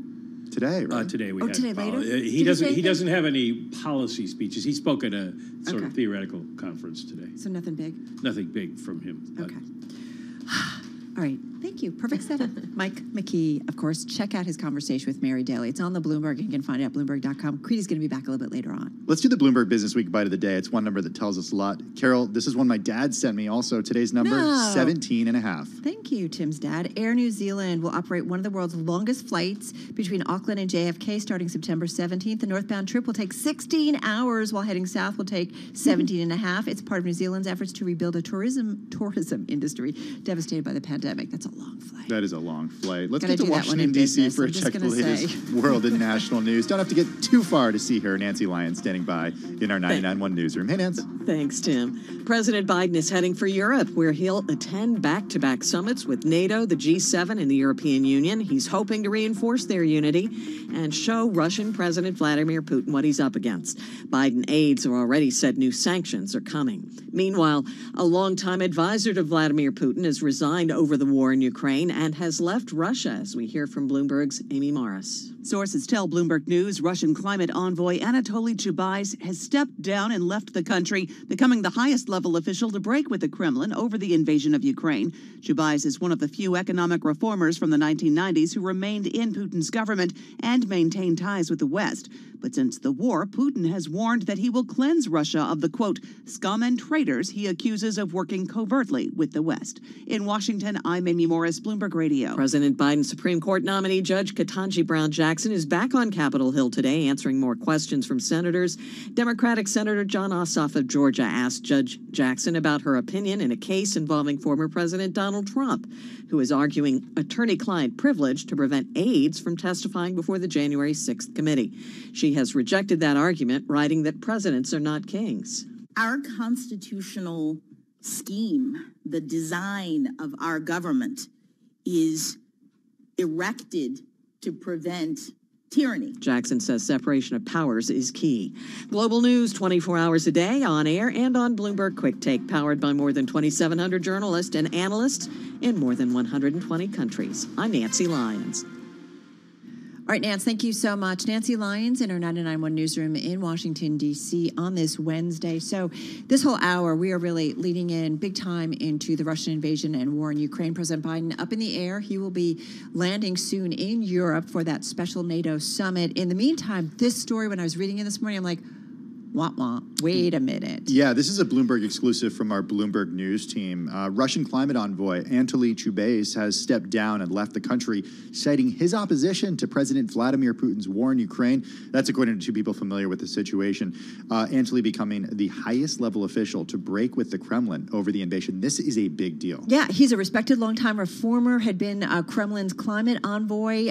Few senior insiders of the Putin administration, if you will, have gone public opposing invasion. He is one of the few 1990s era economic reformers who had remained in Putin's government and had maintained close ties with Western officials. A Kremlin spokesman did not immediately respond to a request for comment by our Bloomberg team, but he's the architect of Russia's 1990s privatizations. Yeah, he announced his resignation, Carol, in a letter to colleagues and friends on Tuesday. That's according to people who saw it. Last week, he hinted at a darkened outlook, saying in a post on Facebook, that's notable, on the anniversary of the death of Yegor Gaidar, that the fellow economic reformer, quote, understood the strategic risks better than I did, and I was wrong, end quote. Yeah, and Gaidar, in his 2006 book, Death of Empire, warned the temptations of imperial nostalgia for the Soviet Union he saw growing under Vladimir Putin. Quote, it's not difficult to convince society that a state that collapsed so suddenly can be just as quickly rebuilt, he wrote. That's an illusion, a dangerous one. You know, Mike McKee, like we were having a conversation before we got going live on air today, and, you know, we're all just talking about this moment in time, obviously heavy, and the humanitarian cost is just, there are no words for it. But we are, I think, many would argue, seeing the world rebuilt in terms of allies, European allies, U.S. relationships, things that will stay with us for a long time. Yeah, and that's something we'll certainly hear from President Biden when he lands in Europe in a few hours, too. We'll be covering that as well. You are listening to Bloomberg Business Week on Bloomberg Radio.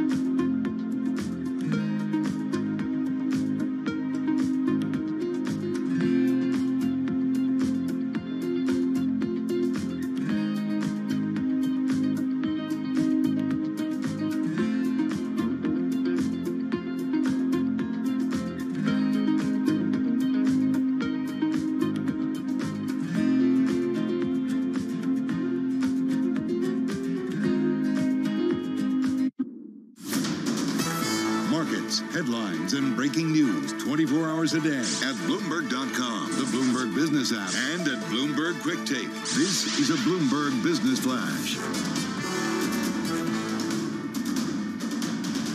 From Bloomberg World Headquarters, I'm Charlie Pellet. We've got the Dow, the S&P, NASDAQ very close to session lows right now. Right to the numbers. We'll give you the why in a moment, with the S&P now down by 42 points, a drop of 0.9%. Dow Industrials down 354 now. That's a decline of 1%. NASDAQ lower by 137, down by 1%. Stocks declined as Treasury staged a small recovery from unprecedented losses ahead of tighter monetary policy to curb inflation. The 10-year yield 2.31%, 2-year yield 2.11%. Spot gold up 0.9%, 19.38 the ounce. West Texas Intermediate crude up 4.4%, 114.13 a barrel on WTI. Brent up by 4.6% right now, 120.78 for a barrel of Brent. After earnings, Adobe down now by 10.5%. Reporting after the closing bell today, KB Home down now by 4.3%. Also reporting after the closing bell today, Trip.com, its shares down now by 0.4%. I'm Charlie Pellet. That is a Bloomberg Business Flash. All right, Charlie, thank you so much. Well, millions are leaving Ukraine and seeking refuge in their nearby European neighbors. For Poland, that has sparked a refugee crisis as Ukrainians are flooding into cities, including Warsaw. It's an impossible situation for many of these refugees. We know that.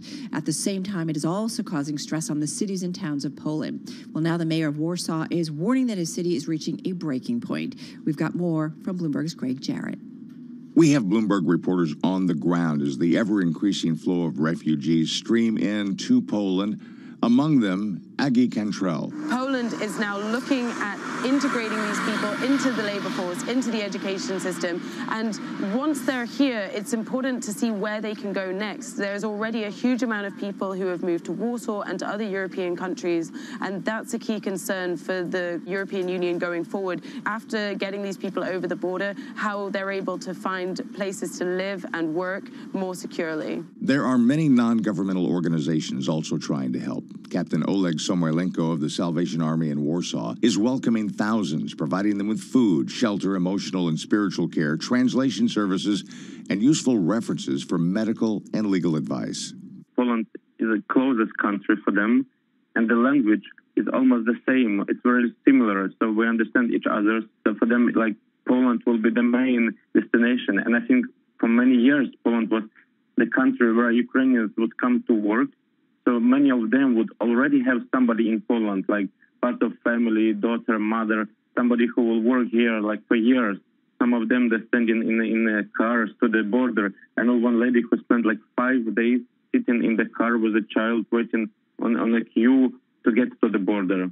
What are conditions like today, Oleg, as the number of people who are crowding into Poland from Ukraine increases exponentially?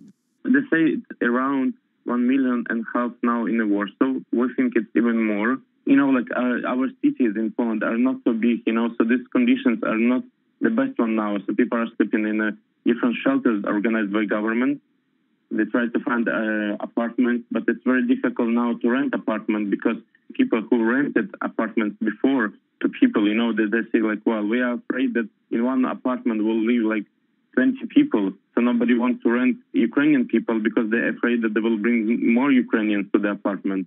I understand that most of Europe and most of the places these Ukrainian refugees are going are in hopes of integrating the population so they can go to work, so they can support themselves, so they can pay for things themselves. Are there some people that's more difficult for than others?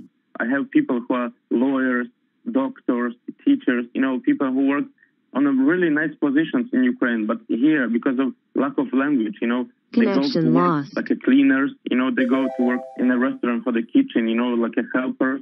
So they're really on a low position now. Yeah, I think it will be more difficult for senior people. It's always difficult to get any job for senior people, even in normal days. If they are like black people, I would say, you know, like if people are not Ukrainian white people, in Poland, it could be a big problem because Poland is a country, you know, where a white country. So for many people, they will be a little bit afraid, you know, they need the time until they will know you better. obstacle. And that's why in Salvation Army, we actually trying to help them, and we connect them with other people from Africa or Asia who live already here in Poland. What does the Salvation Army need to do its job in helping these people from Ukraine who are just trying to get out of war's way? Sure. Of course, without any help, it would be very difficult for us. So we're really grateful for actually all donations we are getting, all requests to help us we're getting. But I think it would be amazing if people would like to help. So they contact, Salvation Army in USA. Our thanks to Captain Oleg Samoilenko of the Salvation Army in Warsaw. Samoilenko says those wishing to help can find more information at salvationarmyusa.org. Continue to listen to Bloomberg Radio for the latest on the war in Ukraine and the humanitarian cost. I'm Greg Jarrett, Bloomberg Radio. All right, of course, our thanks to Greg Jarrett. There's a lot going on when it comes to the Russian invasion and war in Ukraine. As we mentioned earlier, President Biden should be landing shortly and meeting up with NATO leaders, a special NATO summit in Brussels. A lot going on. Yeah, we'll be hearing from our colleague Anne-Marie Hordern, Washington correspondent for Bloomberg TV. She's going to be joining us in just a few minutes from Brussels. In the meantime, Carol, you sent this article earlier. You were the second person to send it to me today after my colleague Will Shaker, all about Jamie Dimon and what he's thinking about when it comes to domestic gas. Jennifer Jacobs writing that the White House needs a, quote, Marshall Plan for developing more domestic natural gas. This according to JP Morgan Chase CEO Jamie Dimon, telling President Biden that during a private meeting earlier this week, according to two people familiar with the conversation. Now, if you have to pull out your history books, do it. But the Marshall Plan was a U.S. initiative enacted back in 1948. It provided billions of dollars to help rebuild Western Europe after World War II. Really crucial in terms of bringing it back.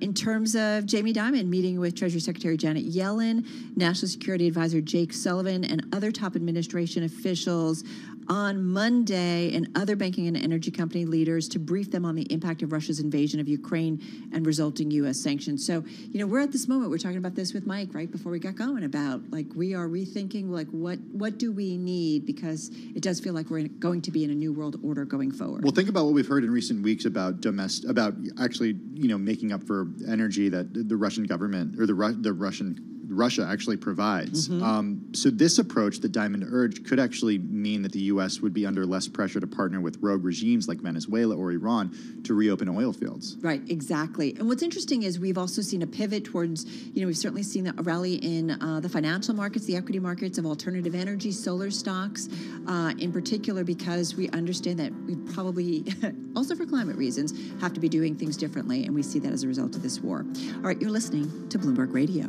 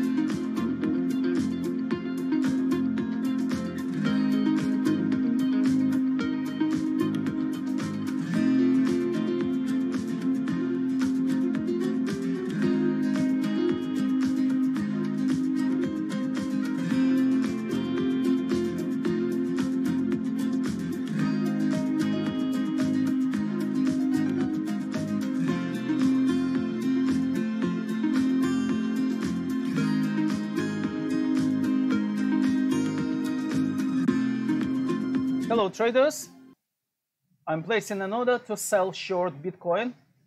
Okay guys, you got your strategy, please use it. The price I'm looking to sell, 42,283. Okay, order placed for 42,283 to sell short Bitcoin. Okay, stay with me, place your order and wait until we will get filled. And when we'll fill the order, I'll let you know what we're going to do next. Okay, for people who want to get the strategy, please go to company.co.uk. Okay, stay safe and I'll speak to you later.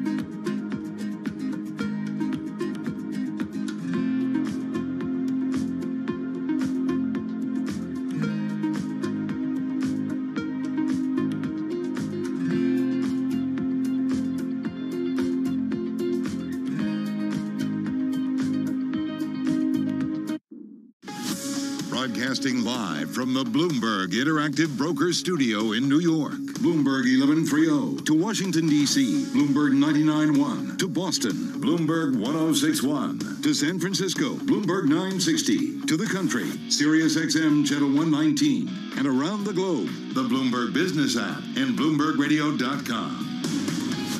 This is Bloomberg Business Week. Yes, indeed. Listening to Bloomberg Business Week on this Wednesday, we're going to talk about President Biden and that special NATO summit. Yeah, he departed the U.S. today for Brussels for back-to-back summits, Thursday with NATO, the G7, and the EU. We're going to have more on that in just a few minutes. In the meantime, though, a check of what's going on with this market. Here's Charlie Pellet. Thank you very much, Tim. We've got the Dow, the S&P, NASDAQ all declining. Treasuries are staging a small recovery from unprecedented losses ahead of tighter monetary policy to curb inflation. We've got the S&P down 37 now, a drop there of 0.8%. The Dow is down 338, lower by 1%. NASDAQ right now down 118 points, a decline of just about 0.9%. 10-year yield 2.30%, a 2-year yield 2.10%. Spot gold up 0.9%, 1938 the ounce, while West Texas Intermediate crude oil up 5.2%, 115.01 a barrel on WTI. The Centers for Disease Control and Prevention Prevention says more than a third of last week's U.S. COVID-19 cases were caused by the Omicron BA2 subvariant, a notable increase from a week earlier when the strain was estimated to account for just under 1 in 4 cases. Dr. Bhakti Hansati is Associate Professor of Emergency Medicine at the Johns Hopkins Bloomberg School of Public Health, and she says we are in a far better place than we were just about 2 years ago. In the past, we had a lot of unknowns. We had a lot of hospitalizations. We had a lot of loved ones that were dying. Right now, we have test and treat programs. We have rapid tests in people's homes. We have vaccinated individuals, and those vaccination levels are high. Not as high as we'd like, but they are very high. And we have really great policies and procedures in place to protect those that are vulnerable, i.e. children less than 5 and patients with immunocompromised states. Dr. Bhakti Hansati, Associate Professor of Emergency Medicine at the Johns Hopkins Bloomberg School of Public Health, which is supported by Michael R. Bloomberg, founder of Bloomberg LP and Bloomberg Philanthropies. Checking some of the vaccine stocks that we follow on a regular basis, for the most part lower. Pfizer, for example, down 0.9%. Its German partner BioNTech down now by 4.4%. AstraZeneca's ADRs, they are up 1%. Moderna tumbling now by 4.2%. J&J Johnson & Johnson down by about 0.3%. Again, recapping, S&P down 39, a drop of 0.9%. I'm Charlie Pellet. That is a Bloomberg Business Flash. All right, Charlie, thank you so much. Well, as we were talking, President Biden is in the air, headed to a special NATO meeting, a couple of meetings over in Brussels, talking about the impact of the Russian war in Ukraine. And already on the ground in Brussels is our own Anne-Marie Horton. She's Washington correspondent for Bloomberg TV. She joins us now on the phone from Brussels. Anne-Marie, give us an idea of what we can expect from President Biden when he does land and start to kick off these back-to-back summits tomorrow with NATO, the G7, and the EU. So he's en route now, and we just heard from his national security advisor on Air Force One with the president talking to reporters about what to expect. So tomorrow, the United States will be imposing further sanctions on Russia. And Jake Sullivan said this will come down to political figures, oligarchs, other individuals, as well as designations of some entities, and they're going to be releasing that tomorrow. The Wall Street Journal had earlier reported that as many as 300 members of the Duma, the parliament in Russia, are going to be on that list. And then alongside their allies, in terms of sanctions, it'll be more about making sure that they are ironclad and that they close any loopholes there are to any state entities or companies trying to do business with Russia. You know, paint the scene for us in terms of what's to come, because you're on the ground. I'm not sure, I know the meetings have yet to happen, but give us an idea of how this will play out. Well, it's a whole day of meetings. So if you're in Brussels, there's going to be a ton of traffic, of course, because it's not just every single NATO member, but then there's also a G7 meeting and a European Union Parliament meeting. So you have 3 huge institutions all meeting. So it's not just Europeans, right? Because the G7 also includes Japan. So this is a ton of diplomacy at work by the president in one single day. And then at the end of tomorrow, we're also going to be hearing from the president. He'll be giving a press conference. I'll be giving us, the press, a chance to ask him about exactly what went on in terms of these deliberations and how far the United States and their allies are willing to go in terms of the most severe sanctions they can put on President Putin. And then we should note Friday, the president will be traveling to Poland, and that'll be more of an emotional trip, I imagine. This is going to be a harder trip for the president and what we're going to view and see, because Poland has really become the center point for the humanitarian crisis that this war has caused. More than 3 million people fleeing Ukraine into bordering countries like Poland. And the UN actually says it's about 10 million when you look at displaced people. Maybe they're still in Ukraine, but they had to flee from east to west. And really, Poland has become that ground zero to helping this humanitarian crisis. I have to say, at another moment in time in our history with geopolitical issues, we would have been talking about former Secretary of State Madeleine Albright. We are just seeing a headline cross the Bloomberg terminal that she has passed away. You might recall the 64th U.S. Secretary of State. That was from 1997 to 2001 under President Bill Clinton. She was the first female Secretary of State in U.S. history. I have to say her family immigrated to the U.S. from Czechoslovakia. I'm Czechoslovakian, so for I know my family, there was a sense of pride to see her named the first Secretary of State. But, you know, certainly dealing with geopolitical issues of her time. Yeah, her family releasing a statement saying they're heartbroken to announce that Dr. Madeleine Albright died today. The cause was cancer. She was surrounded by family and friends. All right, so we are certainly watching that and holding her friends and family certainly in our thoughts. Anne-Marie, what could be a big surprise that comes out of this meeting? And I guess, you know, I was thinking about when we were getting ready to talk to you that the Ukrainian president, he will be there virtually. He has asked President Biden to be the world's leader. Are we expecting President Biden to take the lead at these meetings? And if not, who will? Well, the president has certainly tried. The United States has certainly wanted to lead in this moment, and we saw that even before the invasion. There's, you know, the U.S. has been very forthright with their allies in terms of the intelligence sharing to prepare for this. So it's a big moment for the president on this worldwide stage, as there's a war in Europe that he needs to, you know, show this resolve with his partners against President Putin. When it comes to potential surprises, you know, I think one thing we're going to be keenly focused on is where the Europeans stand in terms of sanctioning Russian oil and gas. And Jake Sullivan, he was talking to reporters en route to Air Force One. Our very own Josh Wingrove is on Air Force One and asked about energy. And Jake Sullivan says Friday morning we'll have updates for you on that and how the United States is helping Europe with their energy security. Potentially that means more LNG coming from the United States to Europe. We already know that they're sorting and talking to other producers like Qatar.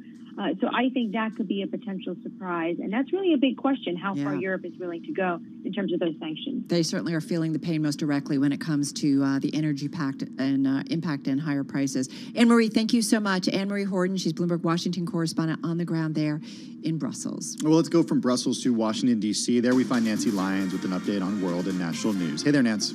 Thanks, Tim. You and Carol were mentioning this. Madeleine Albright, the first woman to serve as U.S. Secretary of State, has died. Her family issued a statement saying she was surrounded by her loved ones as she lost her battle with cancer. She was 84. President Joe Biden is en route to Europe at a critical moment for the war in Ukraine as Russia pummels cities with airstrikes and artillery. Biden will be meeting with NATO, the European Union, and G7 leaders, and he's likely to press for new sanctions. Commerce Secretary Gina Raimondo tells Bloomberg unity is crucial to reining in Vladimir Putin. I think it's as much about staying strong and being vigilant on enforcement and keeping the coalition strong and tight over time. You know, if he's struggling at that level after a few weeks, imagine where he'll be in a few months. Raimondo tells Bloomberg they are prepared for all kinds of scenarios. It's another day of Senate questioning for Supreme Court nominee Judge Ketanji Brown Jackson, and there is a continuing atmosphere of partisanship. Republican Tom Tillis said light sentences freed criminals to commit crime again. Your compassion could lead to bad results. The judge said she always told defendants to accept why they were being punished. Do you understand that there are children who will never have normal lives because you sold crack to their parents?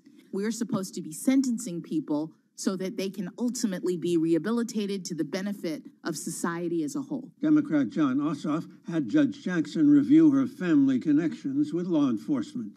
In Washington, Irv Chapman, Bloomberg Radio. Global news 24 hours a day, on air and on Bloomberg Quick Take, powered by more than 2,700 journalists and analysts in more than 120 countries. I'm Nancy Lyons. All right, Nance, thank you so much. So we're going to get to two of the most read stories on the Bloomberg. We're going to do one now, and then we're going to do one in a few minutes.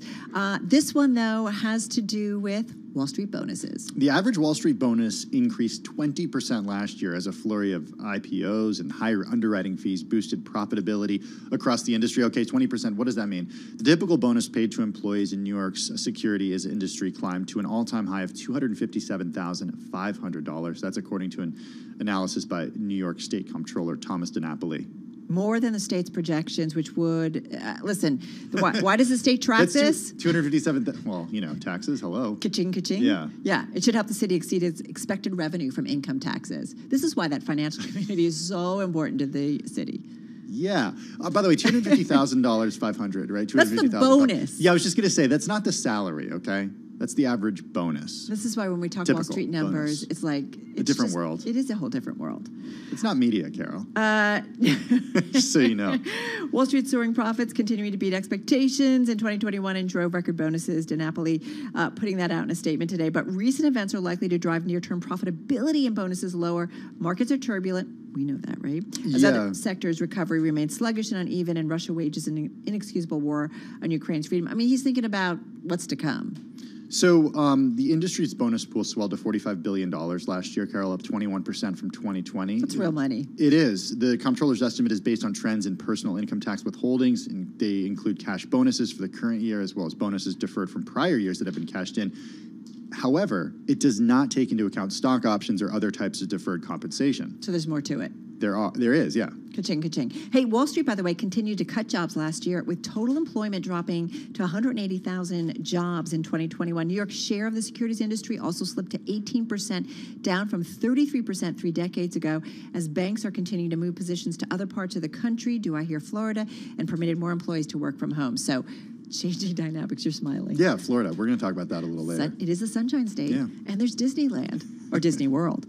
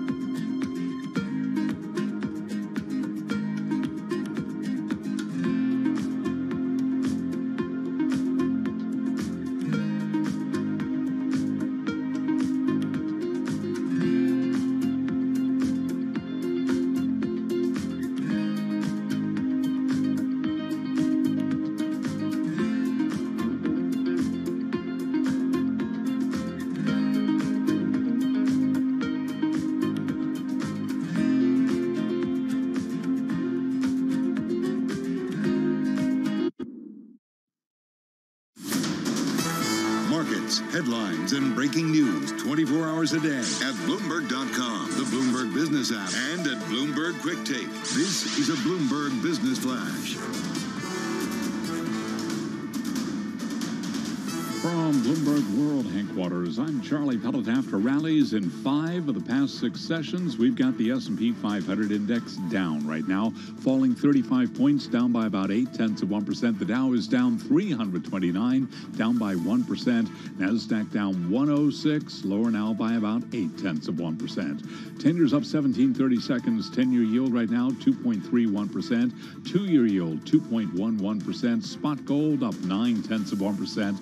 19.38 the ounce, and West Texas Intermediate crude now with a 115 handle, 115.08 on WTI, up by 5.3%. Just getting word that the Russian watchdog is restricting Google News in Russia, that according to a report from TASS. Earnings after the bell today will include KB Home. Its shares down 4.5%. Also reporting after the bell today, Trip.com. Its shares lower now by about 0.2%. Recapping stocks lower, S&P down 0.8%. I'm Charlie Pellet. That is a Bloomberg Business Flash. This is The Big Take, the best of Bloomberg's in-depth original reporting from around the globe. This is a really fast-moving story. It's caused a lot of outrage among investors. This is so fascinating. The market shut down in a way it's never done before. That's going to have consequences for years to come. The Big Take on Bloomberg Radio. Yes, indeed. Time for the Bloomberg Big Take. It is this next story. It's also one of the most read on the Bloomberg terminal about how Wall Street's $100 billion retreat from Moscow is, Tim, the fastest ever. Harry Wilson is finance reporter for Bloomberg News. He joins us on the phone from London. You can read Harry's story and more from the Bloomberg Big Take. You can do that on the Bloomberg terminal and also at Bloomberg.com. Wall Street's $100 billion retreat from Moscow is the fastest ever. Harry, how do we quantify that? Where do we come to the $100 billion figure, excuse me? Yeah, sure. So thank you.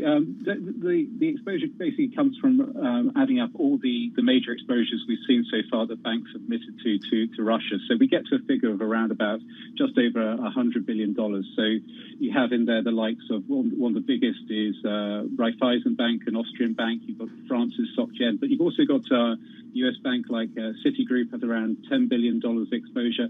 And a lot of these banks are basically saying at the moment that they need to get out of Russia. And that's not going to be such an easy thing to do, but that's their intention at the moment. Hey, Harry, is it all about sanctions and figuring out what you need to do?